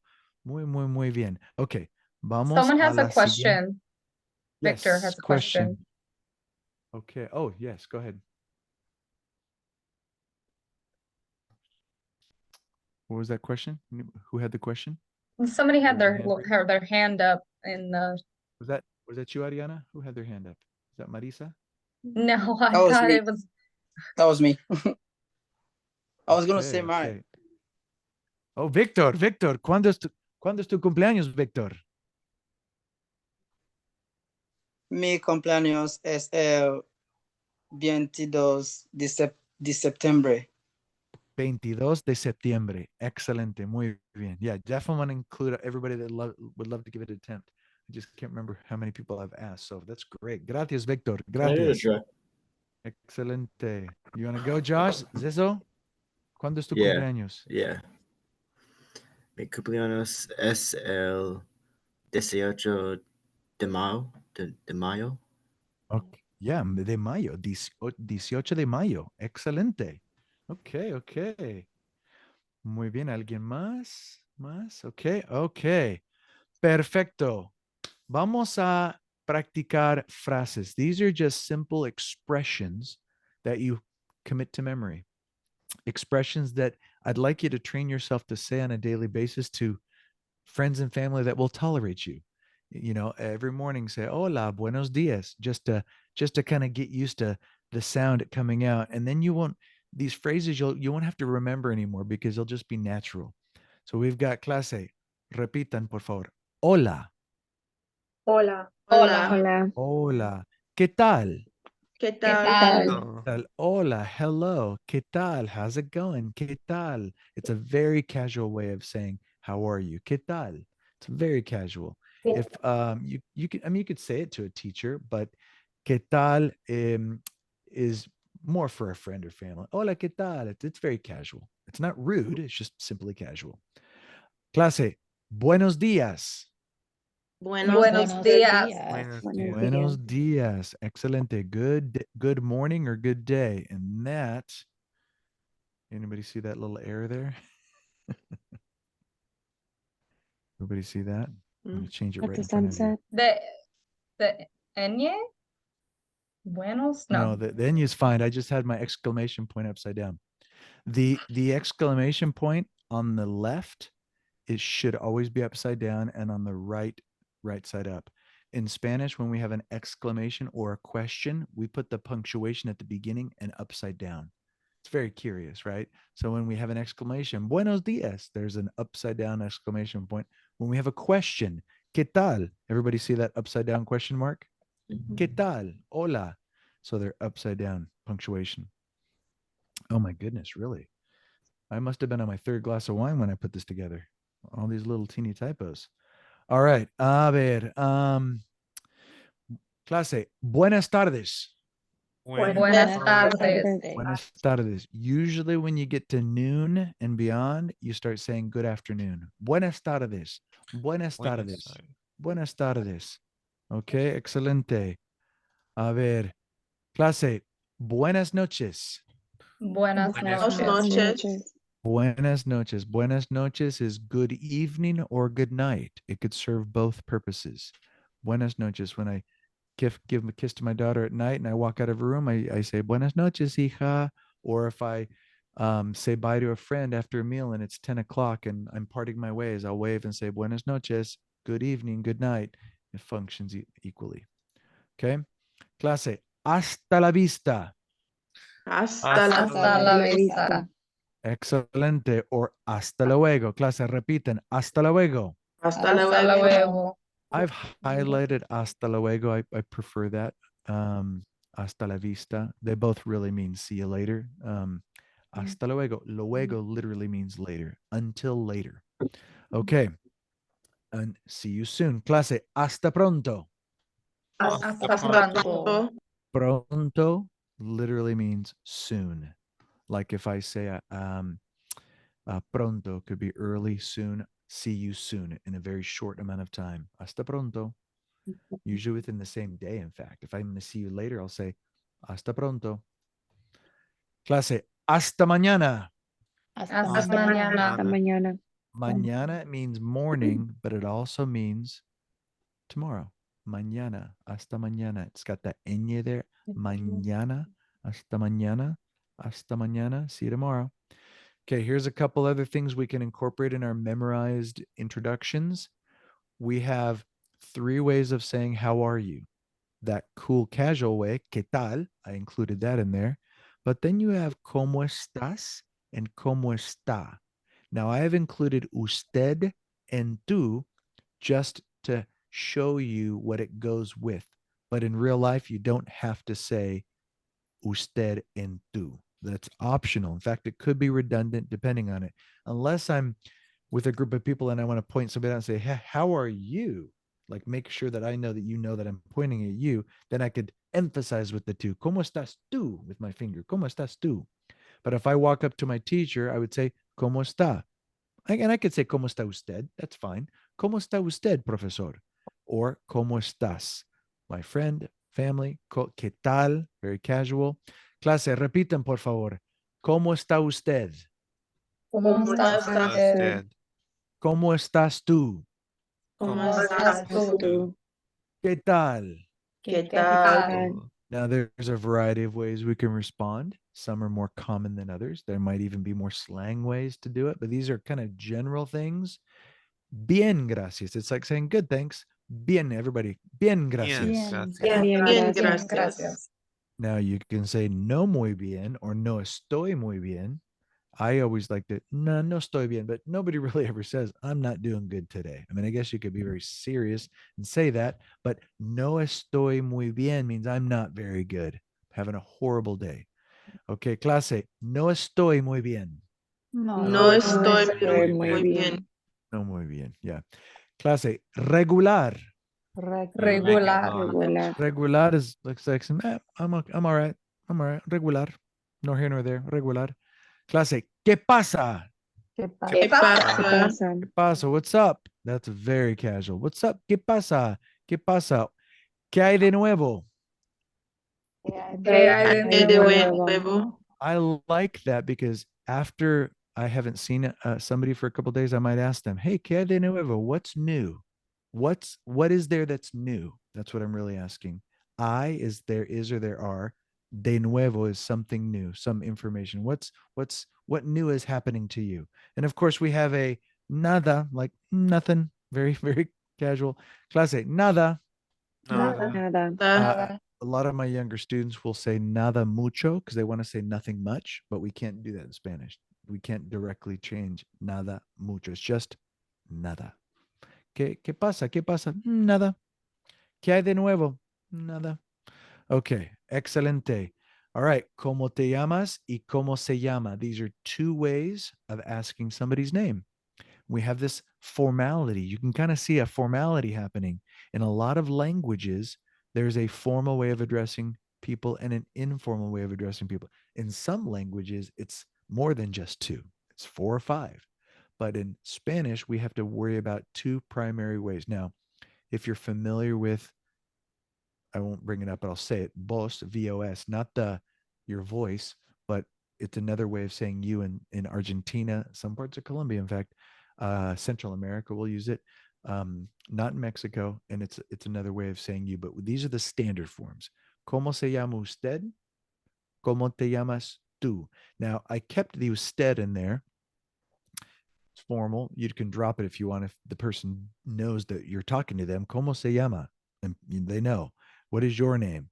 It's a very formal way of asking somebody versus somebody that's your age. You're hanging out, meet them for the first time. You can use tú. It's fine. ¿Cómo te llamas tú? There's a formality. If the person's older than you, it's always safe to use usted to start off with. But in some cultures, like in Spain, people are very casual. Usted is not used a lot, even in situations where you don't know the person. So it really depends on the country. And in Costa Rica, very unique, in Costa Rica, usted is actually used informally among friends, which is one of the only countries that does that. So very fascinated by that. Okay. ¿Cómo se llama usted? Clase, repiten. ¿Cómo se llama usted? ¿Cómo se llama usted? Muy bien. ¿Cómo te llamas tú? ¿Cómo te llamas tú? Yeah. And like I said, the breakdown of it to understand the science behind it, which you don't have to, we're asking what is your name, but it really means how do you call yourself? How is yourself you call in that order? Very confusing. So let's just memorize it as what's your name? And then, of course, me llamo without the S, me llamo Grant, me llamo David, me llamo, etc. And you guys did a great job at the beginning of class, by the way, using that. Okay. Y tú y usted, this is when you throw it back at them. How are you? I'm fine. What about you? Y tú or y usted. Clase, repitan. Y tú. Y ¿Y tú? ¿Y tú? Y usted. ¿Y usted? Excelente. And then mucho gusto and el gusto es mío and encantado are all 3 ways of saying it's a pleasure. It's a pleasure. And in fact, el gusto es mío is very poetic. El gusto es mío, but it's still encantado and mucho gusto are probably used more often. Mucho gusto, el gusto es mío, and encantado. And why do I have an A option? The I know. encantado. Because there's masculine and feminine. Yes, it's however you want to consider yourself. So you'd say, encantado. I am encantado. Encantado. It's just a way of saying encantado. It's like saying I'm enchanted by it. Encantado. Pleasure. It's a pleasure. So female, encantada, etc. Okay, great. Very nice job. Excelente, Marisa. Okay. And then igualmente is like saying likewise. I'm good. And you? Yeah, pretty good. How about you? Likewise. Igualmente. It's another way of responding. So let's repeat those. Clase. Mucho gusto. Mucho gusto. Mucho gusto. El gusto es mío. El gusto es mío. Encantado. Encantado. O encantada. Good. Igualmente. Igualmente. Igualmente. Okay, excelente. I like this question. Where are you from? When we're getting to know somebody, this is a standard question we might ask. ¿De dónde es usted? Remember that formality. That's one option. And ¿de dónde eres tú? So as we practice these phrases, you're also practicing your pronunciation. You're starting to use the sounds out of your mouth, and it's going to flow a little bit easier every time we do it. ¿De dónde es usted? ¿De dónde eres tú? And my response would be soy de and wherever I'm from. So in essence, you're saying from where are you? Because the word es and eres is like you are, he is, we are. That's that verb. So I am, soy, I am. Now, could we say yo for I, yo soy? Sure. It's kind of redundant. Let's just leave it out for now. Soy de, and then where we're from. ¿De dónde eres tú?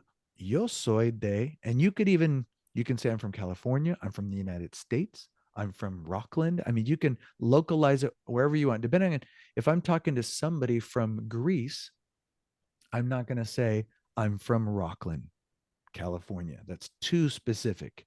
I might say I'm from the United States. But if I'm talking to somebody that I bumped into at a coffee shop in Roseville, I might say I'm from Rockland. So it really depends on who you're talking to, on what area you're going to say. How are you, whether it's Roseville, California, United States. I think that's the standard. You're not going to say, "Oh, I'm from the from North America." I mean, I'm really not going to say that. All right. So, ¿de dónde eres tú? Let's repeat. A ver, repite en clase. ¿De dónde es usted? ¿De ¿De dónde es usted? Excelente. ¿De dónde eres tú? ¿De dónde eres tú? Yo, so I just said it. Yo, soy de. Soy Soy de. de. And then our answer, soy de España, por ejemplo. Okay, clase, nos vemos. Nos This vemos. is a great way of saying that we will see each other later. You're implying later. Now, could you say nos vemos luego and add that hasta luego portion, luego? Sure. Could you say pronto, those words that we saw earlier, nos vemos pronto? Sure. It's saying we'll see each other, and it insinuates in the future. And it literally means we see each other. Vemos is we see. And the nos, it's called a reflexive verb, each other. It's actually reflexive reciprocal. Not going to go into the grammar right now. It's very tough stuff. But it's we'll see each other later. We'll see you later. We'll see you later. Nos vemos. And then you can apply nos vemos pronto. Nos vemos luego. What if I wanted to say we'll see each other at 9? Nos vemos a las 9. We'll see each other tomorrow. Nos vemos mañana. So we can really fill in that blank there of, or you can just say nos vemos. Bye. Tengo See you later. pregunta. Sí, una pregunta, sí. Amanda. What's the difference between estoy versus soy? And then I was talking to some of my friends, and then if I say like I'm cold, like it's cold outside, I'm cold, I wouldn't say like Estoy frío. Estoy frío. Tengo frío is what they told me. So I'm a little confused on the verb. Love that question, Amanda, and I'll definitely answer it. And I'm going to dedicate a lot of time on that question, but I'll satiate the need for the answer now. But I am going to go into greater detail on that because that is a great question. Quickly, the idea of I am, we actually express that in many different ways in Spanish. The standard form is with the two verbs that you just mentioned, estoy and soy. And now I'm not going to go through the rest of the conjugations because we don't have time, but let's just take those. Soy and they both mean I am. We use them differently. When I want to say soy, it's because I'm describing myself. I'm a man, I'm tall. In fact, I think we're going to practice that. Hopefully, I notice we're running out of time. We might get time to practice that a teeny bit the last few seconds of class. But estoy is going to express how I feel and where I'm located. So let me give you two examples. I'm going to say one sentence and you tell me, Amanda, if this sounds right to you. I am tall and sick.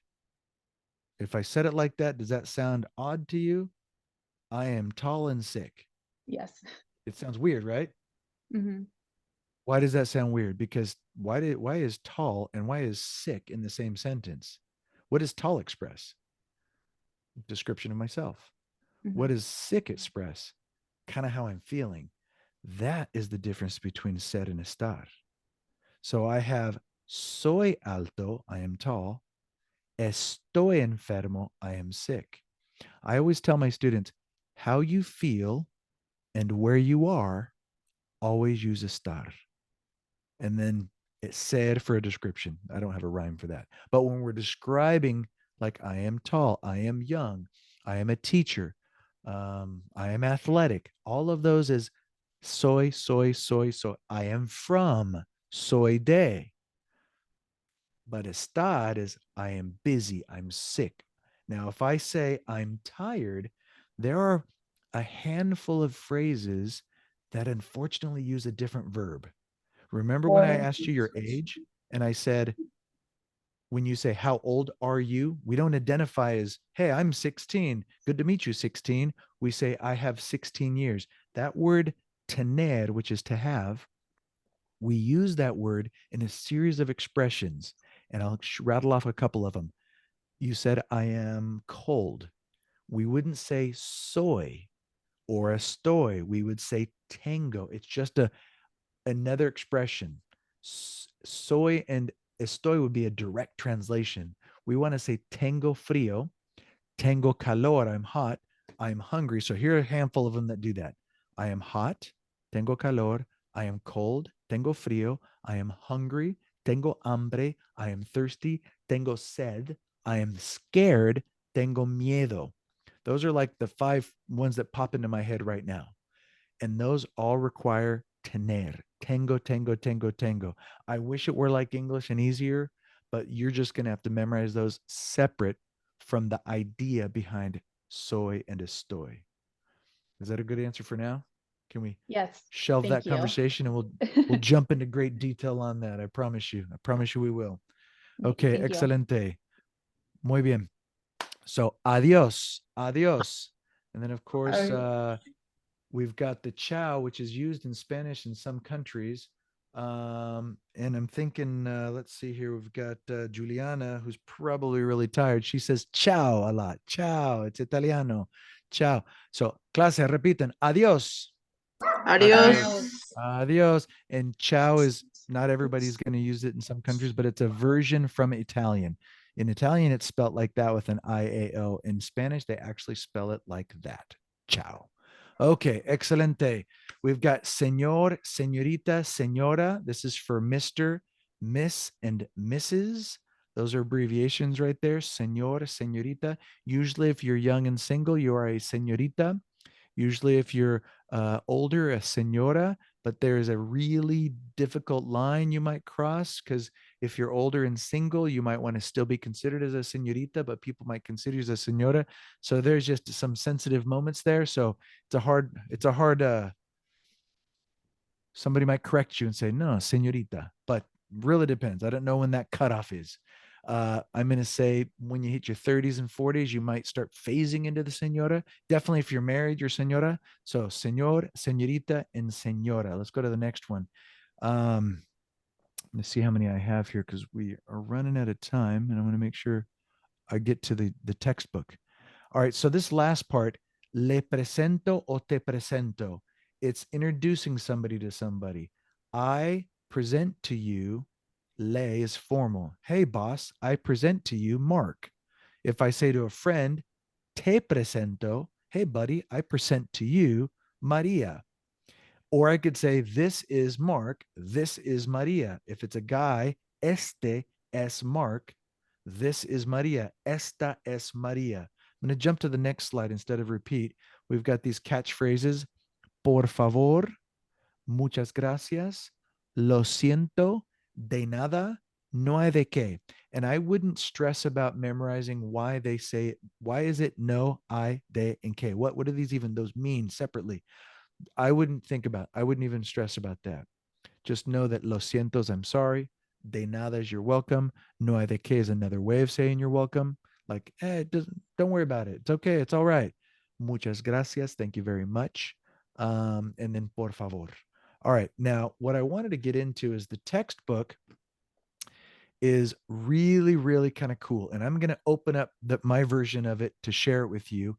But I have a picture right here. If you click on these, in fact, let's go ahead and quickly share it. I wonder if I can share that with you right now. I'm going to go ahead and open up. You guys are still looking at my window. I'm going to open up a separate tab here. This is my account. You're seeing the behind the scenes action. All these classes. This is ours right here.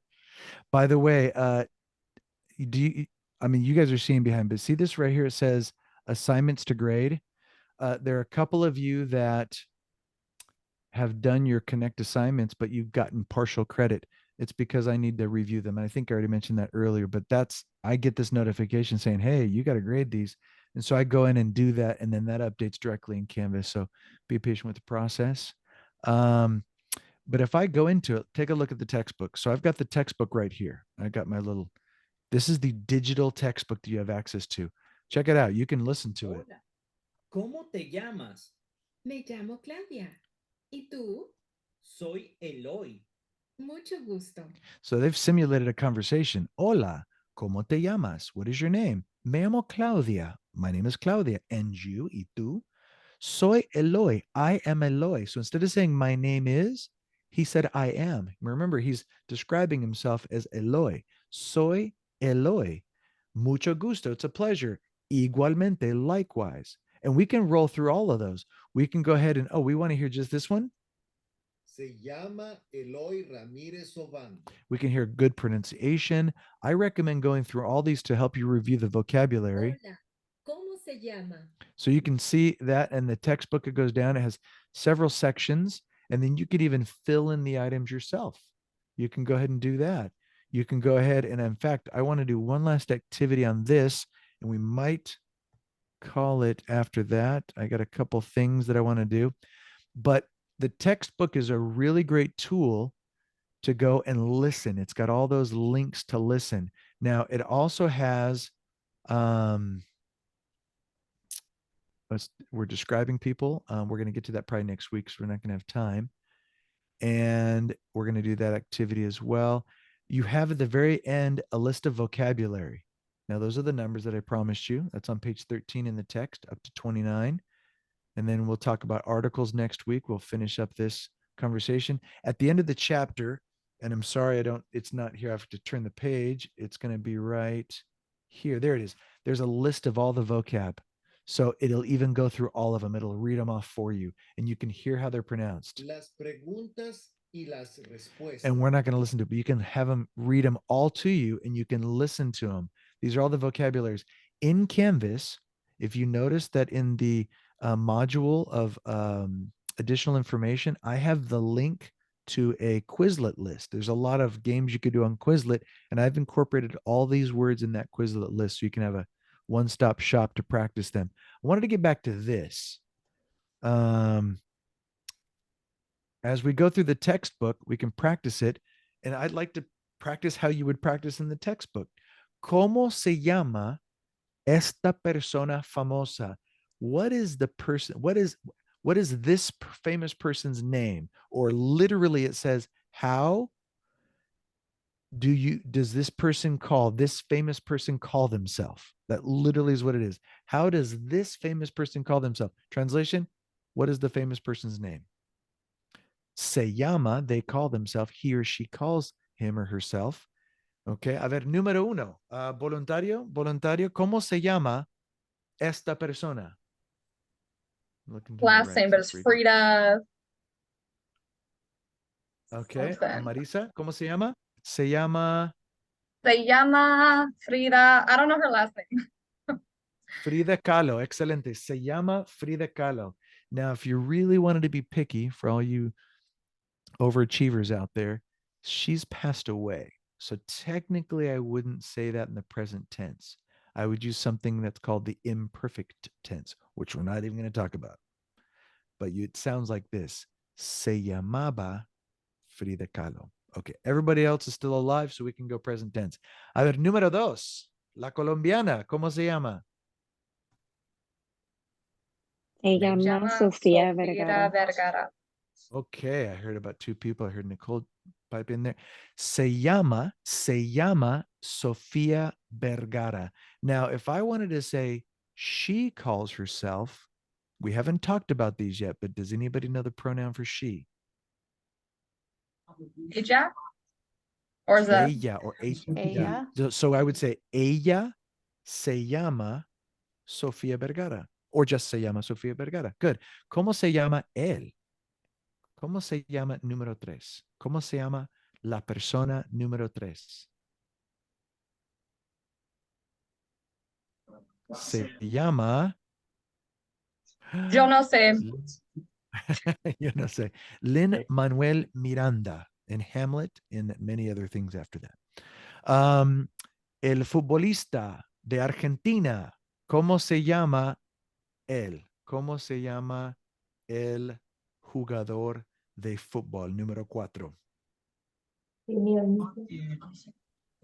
Muy bien, se llama Leonel Messi. ¿Cómo se llama la cantante, la chica de Colombia? Se llama Shakira. Se llama Shakira. Se llama Shakira. Excelente. ¿Cómo se llama el jugador de tenis? Él es famoso con el tenis. Juega tenis. Se llama Rafael Nadal. Muy bien, Peter. Se llama Rafael Nadal. He is from España. Very good tennis player. Okay. ¿Quién es? Él es Ricky Martin. You see how I'm applying that? Él es Ricky Martin. ¿De dónde es? Él es de Puerto Rico. Who is that? It is Ricky. He is Ricky Martin. Where is he from? He is from Puerto Rico. So we're actually starting to use él and ella a little bit. We're flirting with it a bit because we haven't learned them yet. So this is kind of foreshadowing for next week. ¿Quién es? Ella es Beyoncé. ¿De dónde es? Ella es de Houston, Texas. Does anybody recognize this EEUU? What does that mean?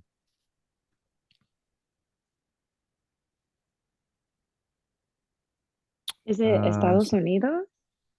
Yes, that's the Hispanic way of saying Estados Unidos. And the reason why there's two E's and two U's, Estados Unidos starts with an E, starts with a U, but the reason why there's two is because there's Estados is plural and Unidos is plural. Estados Unidos. They came up with that magic.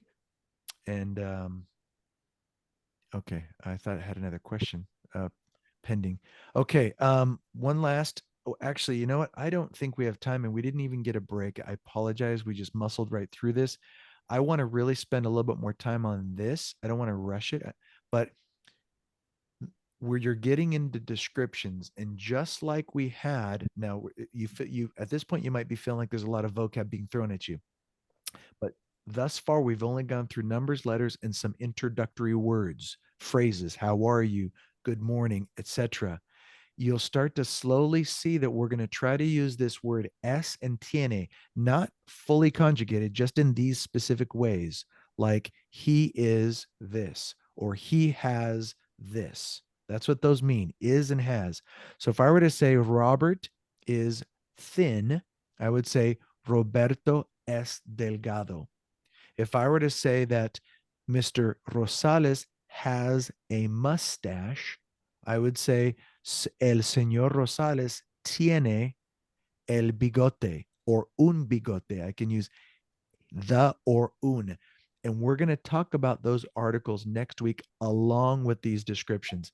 Now, I wish I had more time to continue, but I want to make sure that I answer any last minute question because we're really getting close to the wire here. And I know it's a late night, especially for the wonderful Juliana. Is she even still with us? Yes, she is. You are a trooper. You need a extra glass of Chianti from the Toscana region. Excelente. So there's a question here. I can't access my textbook on Connect. Now, if you purchased if you purchased an online code, a textbook, when you go into Canvas, there's an area called on the left, it's called McGraw-Hill Connect. If you click on that, it'll walk you through syncing your account and having you create your account. And if you're having trouble with it, you might want to schedule a one-on-one and I can troubleshoot it with you. This is definitely not the forum to do that individually. We can do a one-on-one Zoom, or you can drop in during my office hours next Thursday, but that might be a little late. So maybe we can schedule something over the weekend. I'm very open to that. But Victor, go ahead and try to go into Canvas and click on McGraw-Hill Connect. Or if you go to one of the modules and click on the very first Connect assignment, it'll actually ask you and say, wait a minute, I don't see an account. Let's set up your account. And it'll walk you through a way to set it up. But we just definitely need it synced. That's what we need to do. And you go through Canvas to do that. We have, will there be a place on Canvas where you list what textbook reading we should be doing before class in preparation? Not necessarily. What I do is the assignments that I have as far as your Connect tasks, those are scheduled by chapter. Bienvenidos, capítulo uno. And ideally at this session, Thursday night, I talk about things. So when you do it, you're familiar with it. So it's not like, hey, I'm assigning pages 13 through 15. It's mainly saying we're talking about the first chapter, Bienvenidos. So that's up to talk about. That's for you to go, okay, Bienvenidos stops at page 14. So now I got to look for 1 through 14. Adam's going to talk about chapter 1 next week. Okay. So then I'm going to look at the next 10 pages. I don't assign pages like a history book, read chapter 5. I don't do that. I just say, okay, we're going to talk about most of the material in chapter 1. Go ahead and look at that. Look at my welcome message in the module. See if there's an instructional video there. Pay attention to Thursday night. Thursday night is I'll set you up for the next week. We're not going to talk about what you did. We're going to talk about what you're going to do. Okay. Hold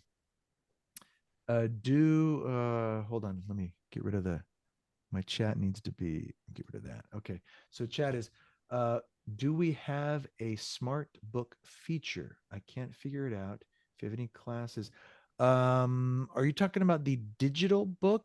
Can you clarify, Amanda, what you're referring to? So I purchased the digital textbook on for the McGraw Connect. And Yep. I've gone through Canvas and I can access the textbook and everything. But when I was watching the orientation video, it showed that there was like the smart book, and then we can kind of go in and it will highlight for you or do something. And I wanted to see if I could like potentially print just the vocab words out and stuff to have a physical copy in front of me. And I can't figure it out. Technology is not my strong suit. So well, to be honest, the smart book feature, I'm not aware of that being a thing in the Connect material that I assigned. You have access to the textbook, but I have not sought out whether I can highlight things in the digital textbook. I'm going to show you my screen again real quickly. I'm going to go ahead and show you when you go into an assignment through Connect. You're going to go in through Connect. Let me find out where that is. Okay, so there it is. When you go into, let me see, let's go student view. Okay, so when you go into an assignment in Connect, you're in an assignment, it'll route you to an assignment. You begin the assignment. You should have somewhere on the page, and I don't know if it looks exactly like this. You have this little blue textbook. That's the ebook. That's the book that will open up automatically. But I don't know if you could highlight things in it. I know I But can you do have highlight access to the individually, vocabulary. right. And I know I can highlight individually, but the smart book feature would highlight like the key Oh yeah, points on it, which was just something, that I thought was parallel beneficial. highlights. But then I also wanted to try to print out the actual vocab, but it does not allow me to do that. Oh. So that's why I was kind of wondering, just because I like to personally have like a physical copy and study that way. Yeah. I don't know how you do that. I'm seeing you can highlight in this way, but yeah, having a physical copy is the loose leaf, which you can order, is pretty much a physical copy of the book. And I actually have a copy of that tucked in a binder, just arrived today, this afternoon. Hopefully the goal is not to spend too much money on this project. That was actually pretty cheap. It was only $25, which was when I got. This is separate from the code you bought. I got the ebook, which is on Connect, and I have, in addition to the ebook digital, I've got let's see if I can get my background's hiding it. I got a loose leaf copy of the textbook. Yeah. Which I got because it recommended for taking notes and all, though I'm probably gonna end up doing most of my note taking on digital format because I lousy handwriting. You might be able to no, it says add notes. I'm seeing if you can cut and paste. like Yeah, copy and paste it from the digital. Christopher mentioned you do get a 2-week trial. I bought the book Yes. first before I realized I needed to have the online version. Don't do what I did. So I have the physical book, but like Yeah. Josh said, if you have the online version, you can pay only like $25 to get a print version. And when I bought the Yeah. book first, it's That's an option. far more expensive than Far 25. more expensive. Okay. Yeah, so Yeah, that do might what be the way Josh to did. go if you want something Yeah. tangible. Yeah. Okay, thanks, Yeah, guys. you do get a grace period, a 2-week grace period to get your account in order. Yeah. So do we have to buy the access code first prior to being able to access the textbook? You can access your account now and you get 2 weeks to purchase the code. Yeah, they will give you 2. Yeah, you guys are answering the questions. Good. All in the chat there, everybody. Well, technically we're right on 8:05, and ideally in the future, I'd like to set up to where I have a 5 or 10 minute break in between, but you guys were troopers. You stuck it out first day orientation. I appreciate that. If you have any questions throughout, send me an email. I'm going to post this video, obviously, tomorrow morning, and you can rewatch the areas that you feel. Maybe you can practice your pronunciation, but I recommend definitely what I didn't talk about, and I skipped over, and I forgot the discussion board. The discussion boards are going to be assigned on a weekly basis. And I know I said I correct those and give you feedback, but the instructions are fairly, I'm going to let you go in 30 seconds, but it looks like this. If you go into your discussion or even modules, let's go into modules, and then you go into, like, let's go to module 1. This one has introduce yourself. We're going to introduce yourself. Everybody, some people have already done that, but your first real discussion board looks like this. It has a short little video to practice a little bit of the questions, ¿Cómo te llamas? And then you simply record yourself. You're not going to be able to see anybody's posts until you record yourself. You answer the questions in the prompt. It's laid out here what you need to do. And then when you're ready, you respond, post your recording. The idea is to have it all in your mind. You can have it written down, but try not to read it word for word. Try to have it so memorized that you just kind of say it naturally. And that's how we get it engraved in our mind. So try to take this seriously. You have to respond to another classmate comment. It could be an easy comment like, oh, I'm also from California, or whatever it may be, depending on the prompt. Anyway, I've kept you too long. Unless you have any further questions, you're definitely free to go. Muchas gracias. Y nos vemos en la próxima semana. Nos vemos en la próxima semana. I'll stick around for the next 5 minutes if you need me. Gracias. Buenas noches. Buenas Yeah, noches. buenas noches. Gracias. Buenas noches. Gracias. Buenas noches. Buenas noches. Oh, cute cat, Carter. I did have something I Okay. wanted to talk to you. I can Sure. I can do it in office hours before next class. No, It go was just ahead. something Go in ahead. private. One moment. I'm actually going to stop recording. So there we go.